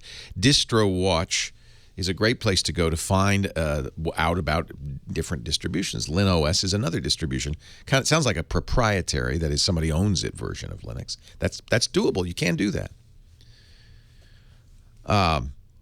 What's funny is that, there are many of us have been fans of Linux for a while because Linux aimed to be a free and open version of Unix, which was the geek operating system since the 70s. And everybody who kind of grew up in computing in from those days, revered and knew and understood and loved Unix. So for many of us, Linux has been a way to run Unix on our personal computers. It was available for all hardware. A lot of people used it. But it never really took off on the desktop. People often thought, oh, this is the next version this is going to replace Windows or replace Mac OS. This is the next operating system. And it never took off, partly because you kind of have to know what you're doing. It's not quite as easy to use as those consumer-grade operating systems. Nevertheless, I think I could say with confidence that Linux is today almost, 20 years later, right? A little more than 21 years later, is today the most used operating system in the world by a long shot. More than Windows, more than Mac, more than anything else. Why? Well, most of the internet runs Linux. Almost every server you visit in the world runs Linux, so you use it every day. And if you have an Android phone, guess what? That's based on Linux too. Android is a Linux operating system. So given the number of Android phones that have been sold, the number of servers in the world, you use Linux probably every day. So it's kind of a stealth victor in this. I love it. I think it's great. And I honor and revere Linus Torvalds. He's one of the people, and there are a few in this panoply of geeks who have changed the world. And of course, you include the for-profit geeks like Bill Gates and Steve Jobs, but there are some who never made a dime off of it. Linus Torvalds is one. Jimmy Wales, another one I think deserves to be honored for creating Wikipedia and never charging for Wikipedia, never putting ads on Wikipedia, and has made one of the most visited websites in the world and gives it away. Those people are to be honored, I think. They've really changed our lives, and they've done so completely altruistically. 8888 asks Leo. Rob is next in Tarzana. Hey, Rob, Leo Laporte, the tech guy. Hi, Leo. Hey, Rob. I have a MacBook Air with Boot Camp installed on it. Yeah. It's connected to a Sharp multimedia projector via Thunderbolt to VGA adapter. And for months, I've been able to view on a large screen whatever was on the desktop, whether it's in Windows 97 Pro or using the Mac OS. And now it works fine with the Mac OS, but it doesn't work on Windows. They broke it. Jeez Louise. And I double-clicked. I've looked in Windows Control Panel settings to make sure Windows is connected to a projector, but the projector still isn't projecting the image on the laptop. And I know it's not the hardware because it works with the Mac, OS. Did you update Windows recently? Was there an update that happened that changed it? Not that I'm aware of. I mean, it just stopped working. It might have. It just stopped working. So I'm wondering if either you or the chat room might have some ideas about that. Maybe things to look for besides the control panel settings. It could be simply that you're not mirroring to the external device. I would make sure that you're sending a signal out. Well, there's the setting. I mean, but it seems to be working with the Mac. So when but remember, Windows changes everything, right? As soon as Windows boots, because you're using it in Boot Camp, so it's taking over all the hardware. Windows, whether it works. In other words, the hardware capability is there. You've proven that with the Macintosh. But Windows has to enable it, too. Exactly. That's why I go to the control panel and make sure that there is that mirror. Does a second monitor work? Yes. Okay. So it's not that you can't get it out there. It's that it's not working with that projector. Yeah, I don't know what's going on. I try a different resolution. And maybe, sometimes projectors are not capable of all the resolutions your computer can send out. Oh, yeah, maybe that's okay. Yeah, try the basic. Everything will do 1024 by 768. And what you should get, the Mac, I have to say, from years and years, going back to Tech TV, of experience hooking up computers to projectors. In the case of TV, we had to hook it up to a device that would put it on the TV screen. I've learned that Macs usually do this pretty easily and in a very straightforward way. They just kind of work. And it's awfully difficult sometimes with Windows. We've spent a lot of times messing around with Windows trying to get that to work. How strange. So, hey, Leo, may I ask you one more question? Yeah. I have a Nikon D7000 DSLR. Uh-huh. I want to improve my my sound, so I'm going to get an external mic. Does it have a little mini jack for the sound? Yes. Okay. Yes, it does. I was thinking of a Rode. That's what I use. Yeah, they're a little bit pricey, though, and I'm wondering if there's something maybe just one notch below that you can recommend. Yeah, so the Rode, I use the Rode stereo mic, and it plugs in, it goes into your hot shoe. It doesn't actually do anything with the hot shoe. It just uses it as a holder. And so it's a mic on top of the camera, and it's stereo left and right. It's going to be better than the camera microphone, and it's also going to pick up less noise from things like the focusing motor. But, the other way you can go is with something called a Beach Tech. And Beach Tech gives you a lot more flexibility. B-E-A-C-H, just like the beach, T-E-K. Mm-hmm. And the Beach Tech is a device, it probably ends up costing as much or more. But what it does is it plugs into that little mini jack port and then allows you to connect any microphone at all to it. It basically makes it compatible with studio quality mics. So you could use a shotgun mic. You could use lavalier mics. You could use handheld mics. You could use any kind of mic. That's kind of my preferred solution to this. I don't know if it's the cheaper solution. I'm trying to think of, there are probably a lot of microphones that use mini jacks. The question is, how good are they going to be? And that I don't, I'm not sure I have a recommendation. I think the Rode is pretty darn good. How much is the Rode? It's couple $100 bucks. $150, I think. Yeah. See, the Beach Tech's going to set you back that much without a microphone. So I didn't save you money there. Yeah, I'm wondering if there's something around the $100, maybe $100 range. I have on back order from Amazon a little condenser mic that hooks up to the mini jack. I think that anything that's designed to work with the iPhone would do that. Would work that way. But it hasn't. It's on back order. Hasn't arrived yet. So when it arrives, I'll give you a review. Until then, I don't know. Leo Laporte, the tech guy.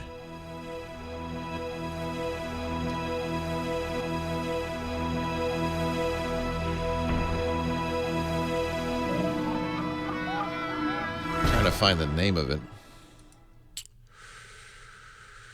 I've looked in almost every business email I get. It's 1 o'clock already. Oh my goodness. Rode has a directional condenser mic.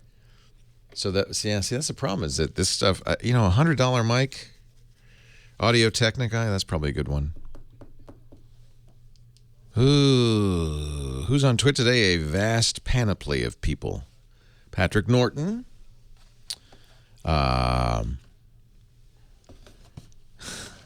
And other good people. I had it in front of me a second ago. Patrick Beja, the two Patricks. Actually, Patrick and not Patrick. And there you go. You got it. It's in the chat room.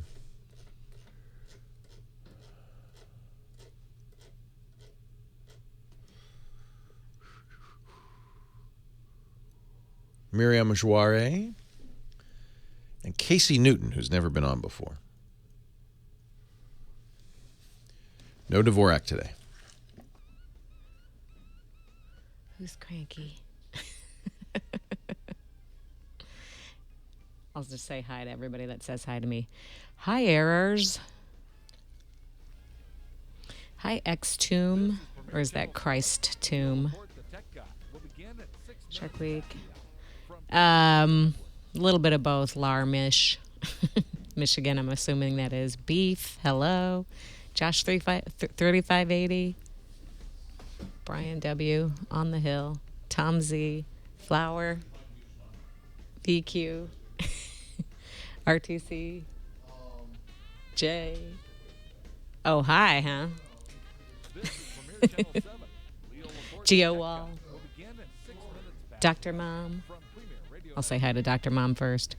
James, blah, blah, blah. Jabba.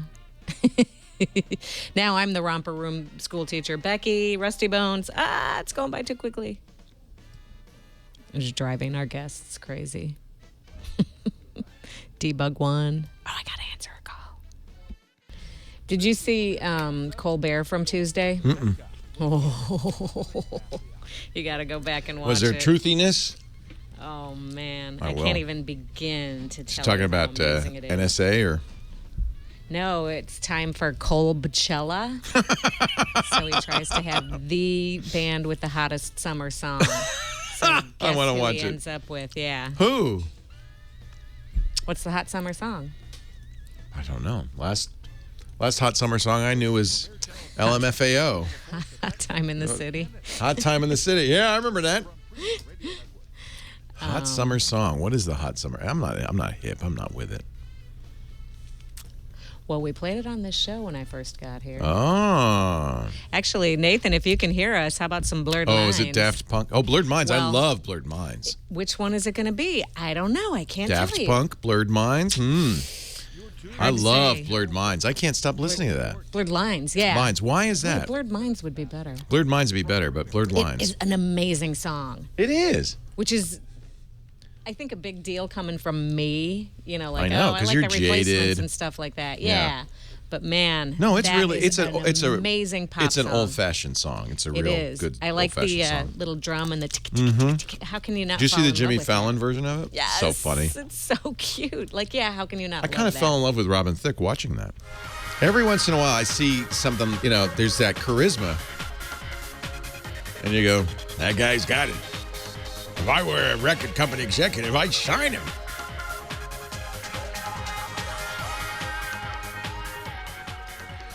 Ooh. Leo Laporte, the tech guy.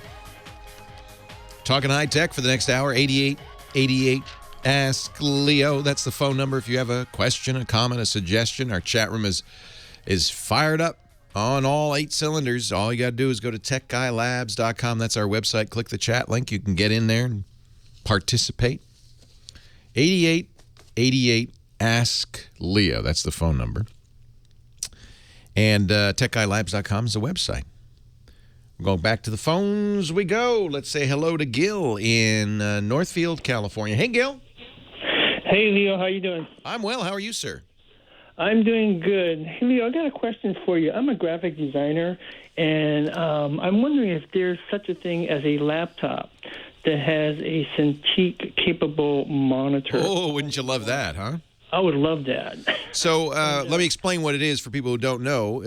Graphic designers love them, painters love them. Cintiq is a monitor with a Wacom, or Wacom, I like to say Wacom, a Wacom digitizer on it. So it's both a tablet and a monitor. So you draw on the monitor, just like a painter draws on a painting. And people who use it love it. My friend Bert Monroy, who is a great Photoshop artist, has 2 Cintiqs side by side. Well, many of the touchscreen laptops do, in fact, have Wacom digitizers. Wacom is the kind of the king of the hill on digitizers. So, in a sense, you do get Cintiq on on a great many of the touchscreen devices. Even on, for instance, the Galaxy Note Tab, that's a Wacom or Wacom digitizer on there. Which means 2 things. One, it's a good, sensitive, high-resolution touchscreen. But secondly, it also supports pressure.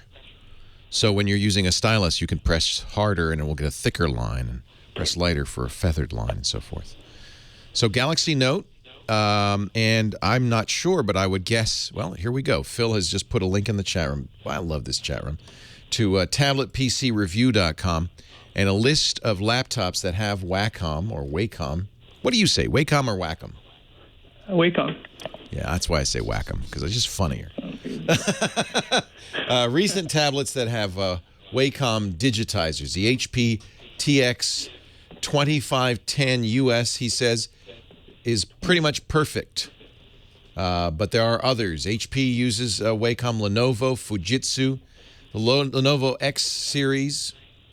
But I'm going to put a link in this chat room to this post because it's got a number of different devices and recommends some and others.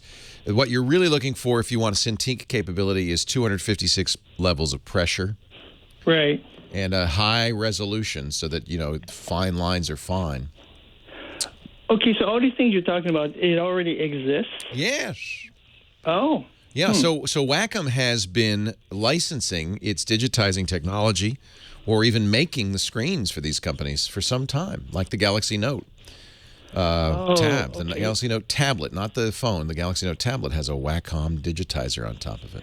Yeah, because I have an IT guy who actually builds computers and stuff. He's been building my towers. But I was asking him, does he build laptops? And he's been researching it, but we seem to run into a snag. So if this already exists. It already exists, yeah. You said you want a laptop, right? Yes, laptop capabilities. So the Lenovo X series, the HPs have them. I'm a fan of Lenovo's, but they do. Somebody in one of these forum posts note that the Lenovo resolution is too low to be accurate on one of these. So I'm going to put a link. Go to techguylabs.com. I'll put a link in the show notes to this thread on Tablet PC Review. It's on their forums because it's a bunch of tablet users saying, "Well, this one's good, this one's not. This one's great, this is not." Bert Monroy.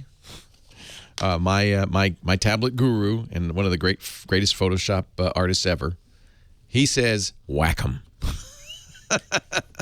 I do know a number of internet cartoonists, website cartoonists who love the Surface. The Surface Pro, to be specific. That's Microsoft's Windows 8 tablet. I'm not sure what digitizer the Surface Pro uses, or even if it has pressure, although I believe it does. pressure sensitivity and how many levels and all of that. But there's a start. There's a start. You can look at some places. Life is also giving us in the chat room a link to an article on The Verge from last May. Surface Pro pressure-sensitive Wacom driver download. Yeah. So the Surface Pro does, in fact, have a Wacom digitizer. That would probably be your best choice. I know a lot of cartoonists who love the Wacom on the Surface Pro. Very, very happy about it. So there you go. Let's go to Jack, Riverside, California. I think it's calmed down a little bit there. Hey, Jack, Leo Laporte, the tech guy. Hey, I got you. There you are. There I am. Sorry about that, Jack. I picked you up, and it was a party going on in the background. Oh, I'm at a restaurant. I've been on hold, man. I used to watch you back in the day on the screensavers. Well, thank you. I appreciate that. What restaurant are you at? It's Acapulco out here in Moreno Valley. Sounds good. Are you having a margarita? About ready to. Okay, after the call. I'll be right there. What can I do for you? I got a big one for you. Great job. Thank you. I'm trying to fix my son's computer, and I got a blue screen of death. I hate that. How old's your son? He's 32. Tell him to grow up and fix his own computer. So what happened that you got the blue screen of death? He was using it. The only thing he can tell me is that he put in a wireless keyboard and mouse I gave him. And then after that, he said it went to a blue screen, and it says dumping physical memory. Well, I tried. Yeah, that dumping physical memory is not meaningful. The blue screen merely means that something that either a driver or physical hardware is malfunctioning. You can't get Windows to blue screen unless you have, at least a modern version of Windows. What version is he using? XP. That's not what I would call modern, but it is true that XP, because it's based on the NT kernel, won't blue screen unless a program has access to protected memory. And that means a driver, or it could be a hardware failure. It is not likely that the wireless mouse or keyboard did that. It's okay, but I tried putting in a new hard drive, and it wouldn't be the hard drive. So what you're saying is every time he turns it on, it doesn't ever get to Windows. It just blue screens. It starts up, and then all of a sudden it'll recognize everything, and then as soon as it boots up, after it sees the home page, it goes to blue screen. Okay, so that does mean that there is a driver that is either damaged or incompatible that crashes, and it has to be a driver. So the simple solution to this is to figure out which driver. So there's two steps to this. First, you're going to boot holding down the Shift key or the F8 key to get into the boot screen, and you're going to do you want to boot into recovery. Let me see. Logged mode. So you want to log the boot log mode. Because what will happen is Windows writes a text file as it's booting, and it tells you what's happening. The text file will read, loading screen driver loaded successfully. Loading keyboard driver loaded successfully. The very last line of that text file will be the driver that's crashing it. Loading Logitech wireless keyboard. And that'll be the last line's the one that choked it, that broke it, in almost every case. So once you've done that, now reboot, because it's going to crash. It's going to blue screen in the boot log mode, but it's going to write that log out as it goes. Reboot, do the same thing, F8 or Shift, to get to safe mode. Safe mode won't load those drivers anymore. It just loads the basic set of safe drivers. You should get Windows running under safe mode. Unfortunately, it'll be running in a ugly, 8-bit mode and 1024 by 768. It won't look good. Doesn't matter, because what you want to do is you want to read that boot log. And when you get to the end of it, that last line, that's the driver. Uninstall the driver in safe mode, and everything should work. You might want to download the new version of the driver if there's a newer one, or replace it. Leo Laporte, the tech guy.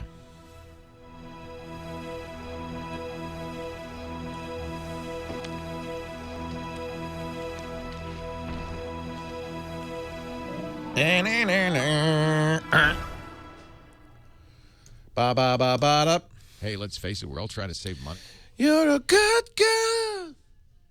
Dee-dee-dee-dee-dee. Do like that song. See, now I'm singing that. I can't stop singing it. Let me see if I get the robot going. There's something about the double robotics site. that is unhappy. It won't load. Okay. That's good. I see the boss. Let's connect to the boss. All right. Is it awake? What does it say? There was an error, miss. All right. Ooh, it wants to go places. It wants to see people. It wants to do things. All right, log into the boss again. There we go. I'm going to mute my mic. Downward facing camera not available. You shut up. All right. Now let's take a walk.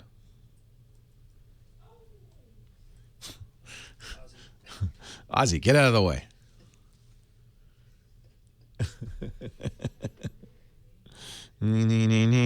Is he coming over here? Oh no, I need lipstick. I know, because it's a Mac Daddy. Well, it'll be all close up on me, right? No, but it's not high res. Oh, okay. You don't need lipstick. You look great. Color. Is that weird? It's awesome. Hey. Hey, Leo. Oh. Now, if I turn on the mic, can you hear me? Whoa, sorry. Golly. You're cut off. Other Leo. Leo double? Is that what we call him? Yeah. Leo bot.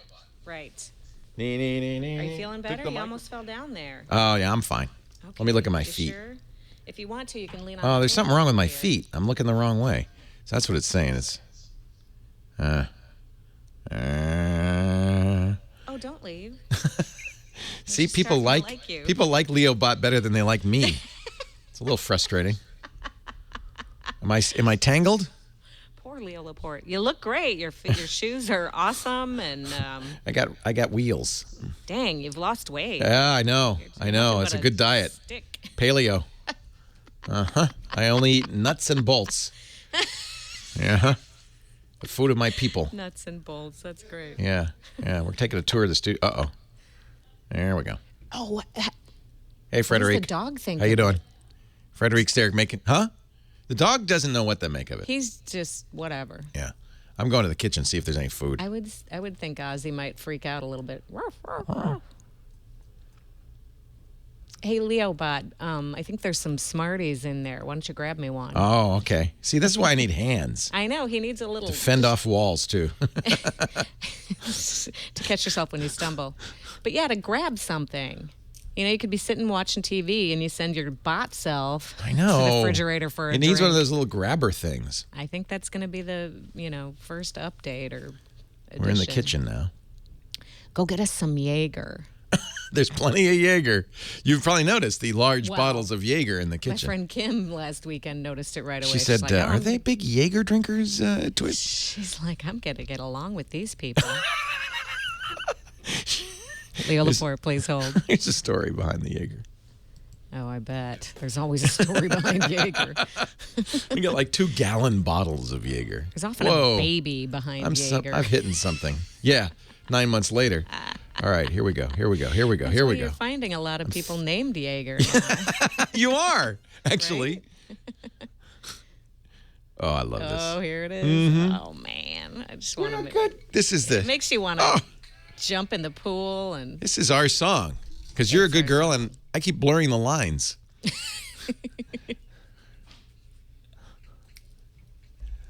We can read the bricks.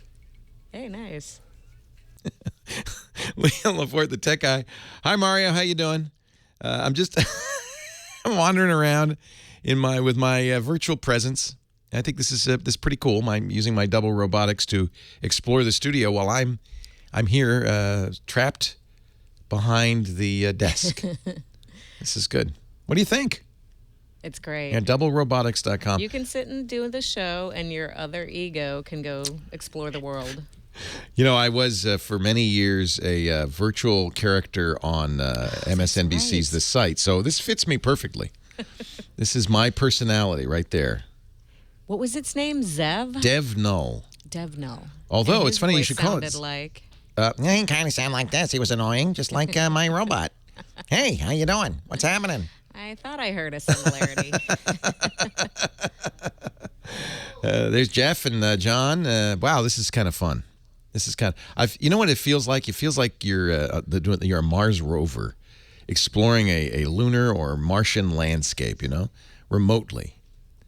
Even though it's just really the rest of the studio. It's kind of fun. There is anyway. 8888 Ask Leo is our number. Just a few minutes left in the Tech Guy show, so I probably should get buckle down, get to work with our next caller, which is Yvette, who is Yvette in Compton. Hey, Yvette, Leo Laporte, the Tech Guy. Hi, Leo. Hi, Yvette. I have a USB drive that a friend put music on.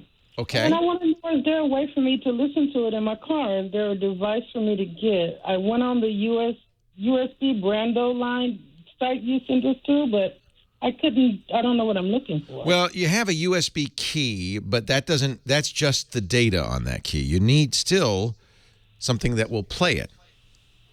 Yes. On my computer, but I want to be able to hear it in my car when I'm driving. Right, which makes perfect sense.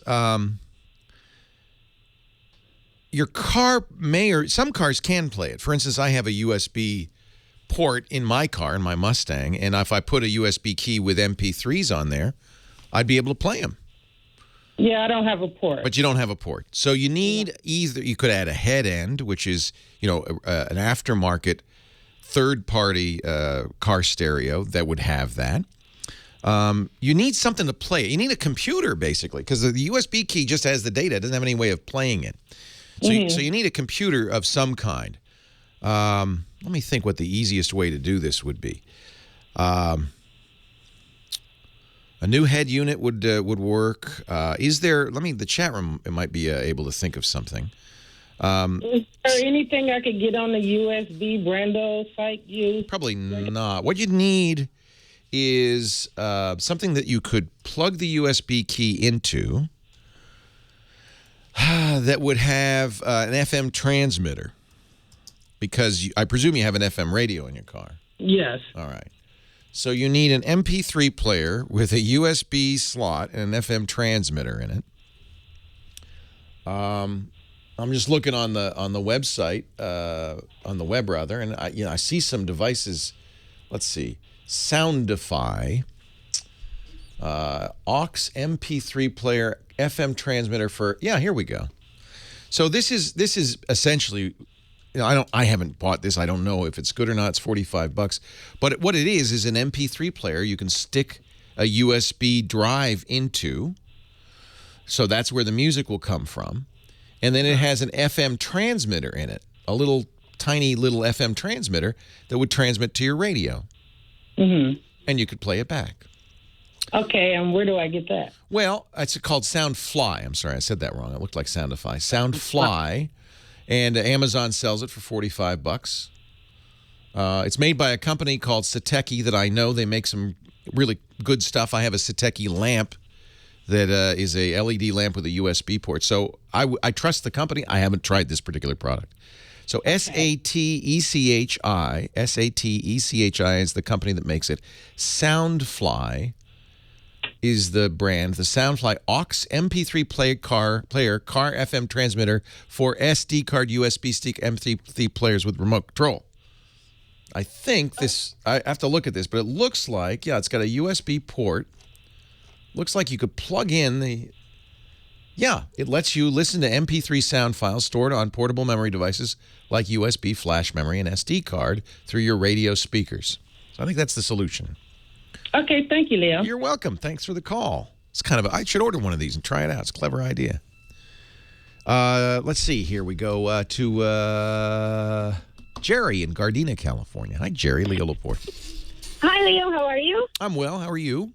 Good. When we're all done, I have something funny to tell you. But okay. In the meantime, my computer is just acting really weird. Like, when I do a restart on it, I've been on hold 40 minutes, and I pushed restart when I first called you, and it's still the little disk. Well, that's not right. It shouldn't take that long. I know. And so I always have to do this hard, restart. That's number one. Number two, any file I try to open, like Word or Excel or anything, it does the same thing. It takes forever to open. I can literally get up, go get a cup of coffee, take a shower, come back, and it's still doing it. It eventually will open something, but it's just taking forever. So, how old is your computer? it is like 7 months. Oh, that's not right.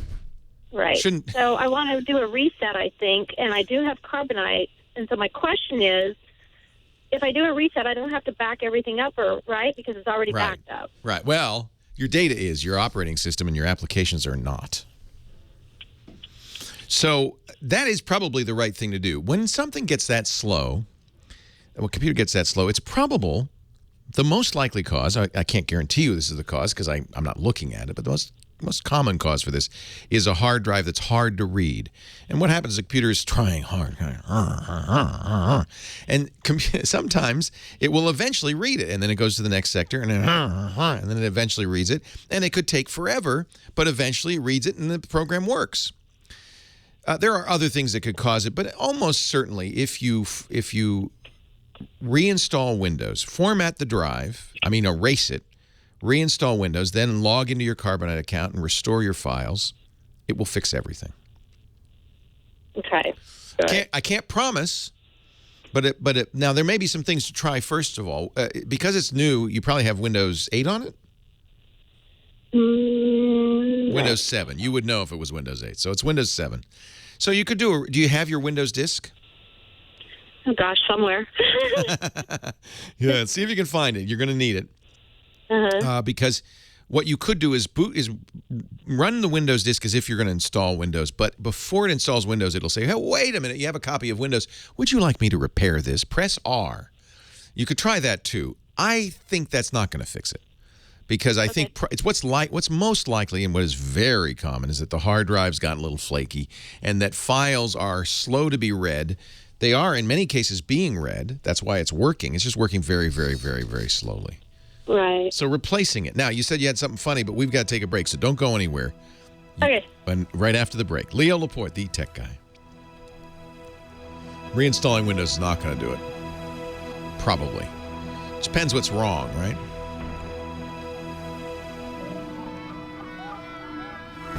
Leo Laporte, the tech guy, 8888 Ask Leo is the phone number.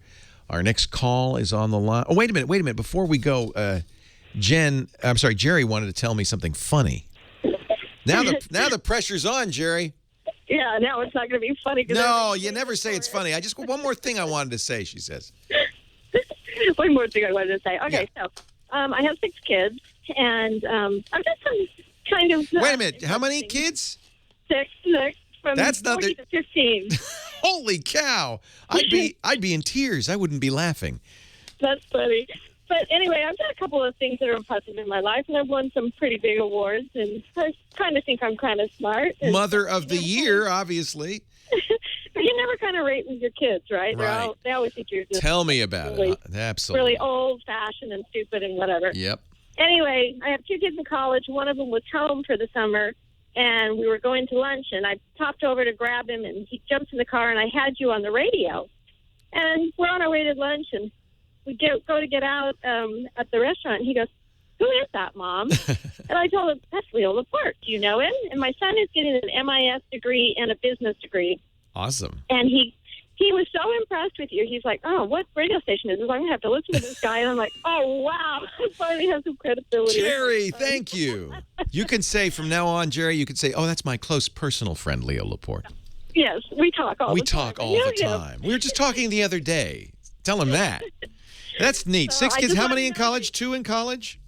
2 in college, 1 in high school, and Wow. the others are all done and have families of their own. But you actually got me some credibility. I want you to know that. Oh, well, Jerry, I'm impressed. It sounds like you've done great in your life, and congratulations. Well done. Thank you. I got And 2. thanks for the help today. I got 2 kids in college, and that's it. And that's a lot of work. So you have my highest esteem. Appreciate your listening. Thanks, Jerry. Thank Take you. care. Bye-bye. Bye-bye. Steve in Culver City, California. Leo Laporte, the tech guy. Hi, Leo. I own a Dell Inspiration computer. It's about 3 or 4 years old, and the warranty is expiring from Geek Squad.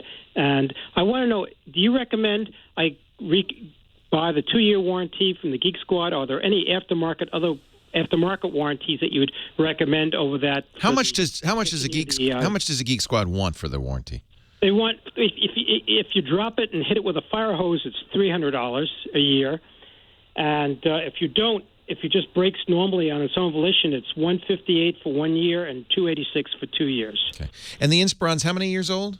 3 or 4 years old. Okay. So the first thing you should understand is the value of that Inspiron is less than $250. It's like insuring a car that's 20 years old. Unless it's a classic, and believe me, there's no classics in computers. It's not. After 4 years, if the computer breaks, you'd be better off getting a new computer. Thank you for your advice. I was thinking about that, but again, it's been holding up, and thank God it hasn't broken down yet. But and we've enjoyed it, and I wanted your advice because I listen to your show and we value your advice. Yeah, computers, they depreciate at an instant rate. There's and the other point, of course, is 4 years later, computers are faster, more powerful, they have more capabilities, better screens, better hard drives, and all of that. It's a laptop. It's Inspiron, you said, yeah? With a large screen. Yeah, a 17-inch screen? Size of a desktop, but it's a laptop computer. One thing you should do is look at what a comparable Inspiron or something like it would cost today, and there aren't very many 17-inch laptops out anymore. People aren't buying them because they're so big. So it may be tricky to buy a 17-inch laptop these days. So I would look around before you buy the extended warranty, which in general is not going to be a good deal. But the exception might be you can't replace that computer with anything comparable. So I would look around and see what 17 inches are out there. And the reason we got this, my wife likes to have our kids, one in San Diego, one in Phoenix. Right. Like to take our computer with us. So that's why when my desktop died, we got this laptop. But she still wanted the large screen. Right. So we had compromise. Right. That's perfect. And you can still carry it around, not easily. Yeah. It's a big. We got a bag. We got a cushion bag. We carry it like the family jewel. Yeah. So 17 inches are not as prevalent as they used to be because people just didn't want something that big. But I understand for you, it's perfect. I would, before you make the decision, before you pull the trigger, in general, it's a bad deal. But before you pull the trigger, that might be the one exception is, can I get a comparable laptop, modern comparable laptop? You may not be able to. All right. Listen, thank you for your advice, and I thank you for being on the air because you really are very professional, knowledgeable, and you educate everybody, including us. Thank you. Thank you. I really appreciate it. Very kind of you. Our chat room, somebody in the chat room just told me that Toshiba, which is not my primary brand, but it's an okay brand, does make 17 inches around $600. So there you go. For $300, you could get a replacement warranty for 1 year, or you could self-insure. And if it should break in the next year, it's going to cost you $600. To me, it's better not to, at that point, buy the warranty. And I think it's going to, over time, it's going to be even less valuable. 2 years from now, you'll have paid $600. And at that point, it really didn't make any sense. Because you could get a better computer with better specs for the same price. 8888, ask Leo, that's the number. Lee in Kansas. Hey, Lee. Leo Laporte, the tech guy. Hello. Hello, Lee. Oh, hey, how are you? I'm great. Welcome to the show. Every weekend. All weekend long. Keep it up. That's good. That lady just called in about the USB drive to listen to in her car. Oh, you're a truck driver, aren't you? Yeah, okay. Heather told me you'd be calling. Yeah. Yeah, you can put one you can pick one up in the truck stop. It plugs into the cigarette lighter, and you put a USB flash drive in it. And perfect. It's got left and right, up and down, pause. And you can change stations in case you get interference, from local radio stations. That would make perfect sense that the truckers would use that kind of thing. Now, how much is it at the truck stop? Like $20. Okay, good to know. Do you know the name? No, I don't. It's over in my computer bag, and I'm driving right now. But you use it. But you do use it. Oh, yeah, I use it. When I go home, I put it in my pickup because I don't have the fancy XM and all that in there. I got an old 84 Chevy. One thing I would point out, of course, is that the FM transmitters work best in non-metropolitan areas. When you're in a big city, all the FM frequencies are jammed, and there's really nowhere you can put it. Yeah. But yeah. but if you're in the country, no problem. There's plenty of open space, and you can easily find a channel that's not occupied. Yeah, I usually run mine down on the low, like 88.1 and stuff. Right. And but there ain't usually too much down there. Yeah. Either that or it'll be low power station, so Exactly. it usually won't override it. That's going to change soon because low power FM is going to be coming in this fall, and you're going to see lots of stations down there at 88.1, I suspect. But that's a good solution, and it's $20. Thank you, Lee. I appreciate it. Have a good day. Nice to know you listen. Drive safe. Wes, Outer Banks, North Carolina. How you doing, Wes? Hi, how you doing, Leo? I'm great. I was calling because it's been probably about 6 years. I got a MacBook Pro, and I'm ready to upgrade to a new one. The problem is that I love the fact that I could, upgrade the internals, like the RAM and the hard drive and right. But I guess there's a thing now that Apple did it. They decided that you can't do that anymore with the newer one. Yeah, so what happened with Apple laptops is in order to get larger capacity batteries in there, the reason you could open up your old Apple laptop is because you could pop the battery, right? Underneath it would be a little slot for the RAM. It'd maybe be a Wi-Fi card. But they wanted to get more capacity. And, of course, the container the battery's wrapped in, and really the guts that allow you to open it up and pull it out, take up space, reduce the battery size. So all the new Apple laptops are sealed boxes. That's mostly so they can increase the amount of battery. Well, it might have something to do with the fact that they don't want you to upgrade it, too. Leo Laporte, the tech guy.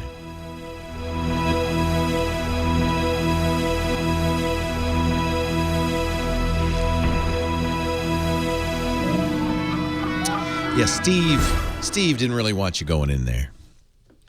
Steve said that's a bad idea. So this thing sleeps, I guess.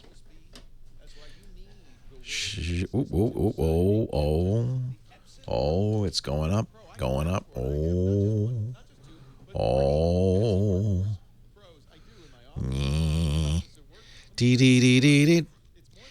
I'm going to call this the blurred line. That's my hat rack. You never see that. John has increased the size of my hat rack considerably over the years. How many hats do I have now? 15 racks. Gosh, there's a lot of hats. And it's not even enough to hold them all. And there you go. There's and then you can see this is my view from through the window there. Oh, I got to get at Heather's level here. Let's just shrink down.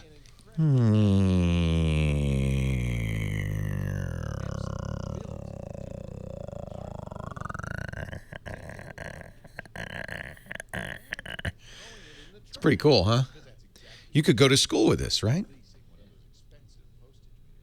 There's Ozzy in the chair. Let's see. I gotta go back here.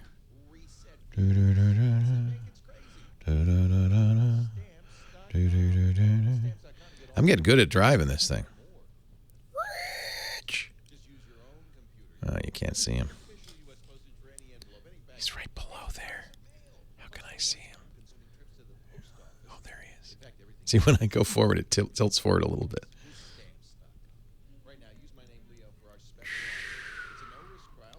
Wake up, Ozzy. That scared the hell out of him. Sorry, Ozzy. I'm so sorry. Oh, that was mean. Ooh, whoa. It's pretty responsive. Oh, sorry, sir. I'll be out of your way in a moment. As soon as I get over this bump. Whoa! Ah!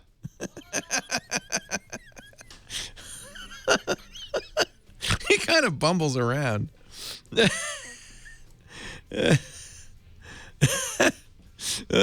I can't see my feet, so I'm a little more dangerous than I usually am.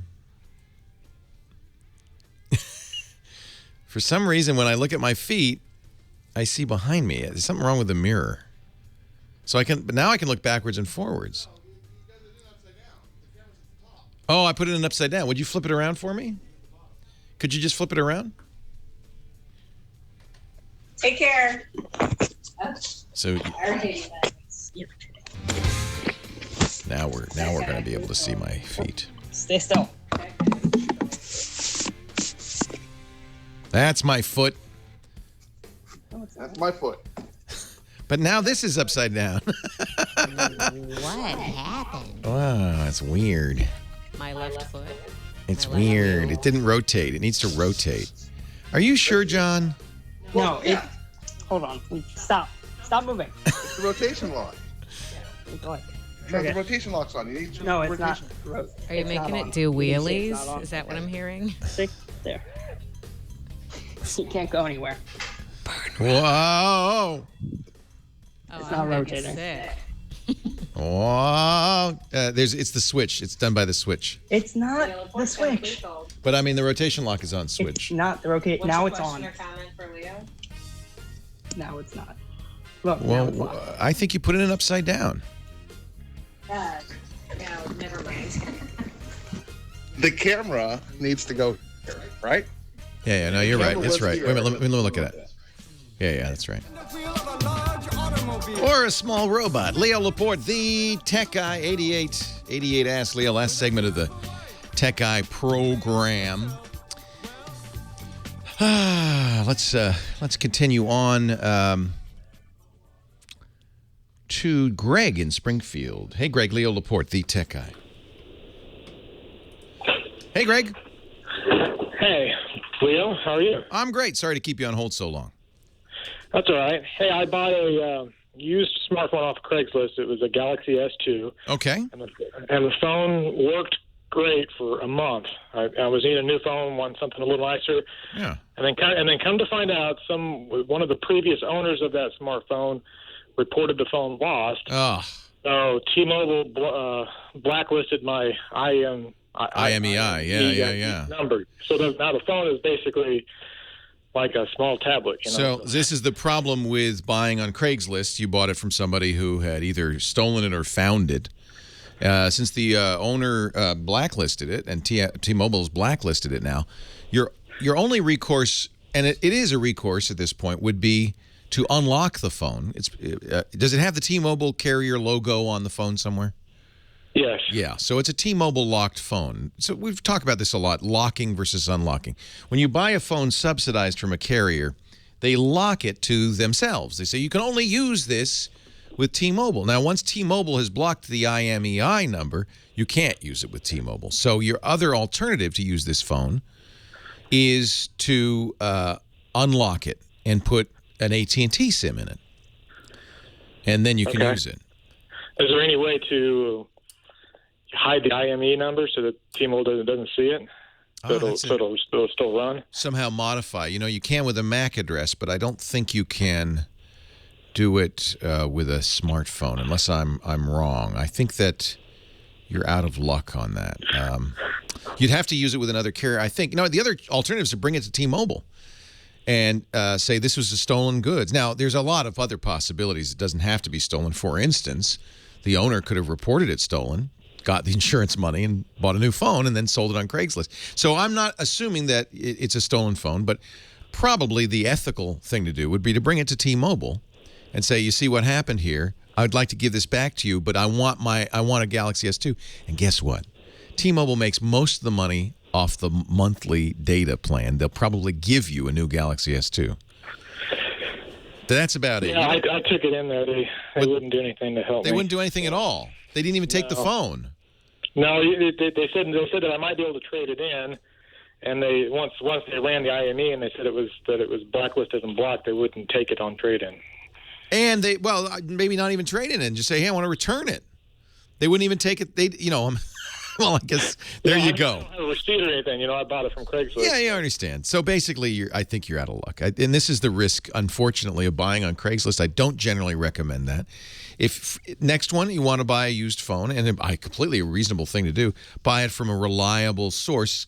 eBay has a number of sellers like Gazelle. That's the one I'd recommend, and that's because they're a sponsor, so I know them to be reliable. If you go to eBay's the Gazelle store on eBay, you're buying a used Galaxy S2 from a reliable source. It's not going to be stolen.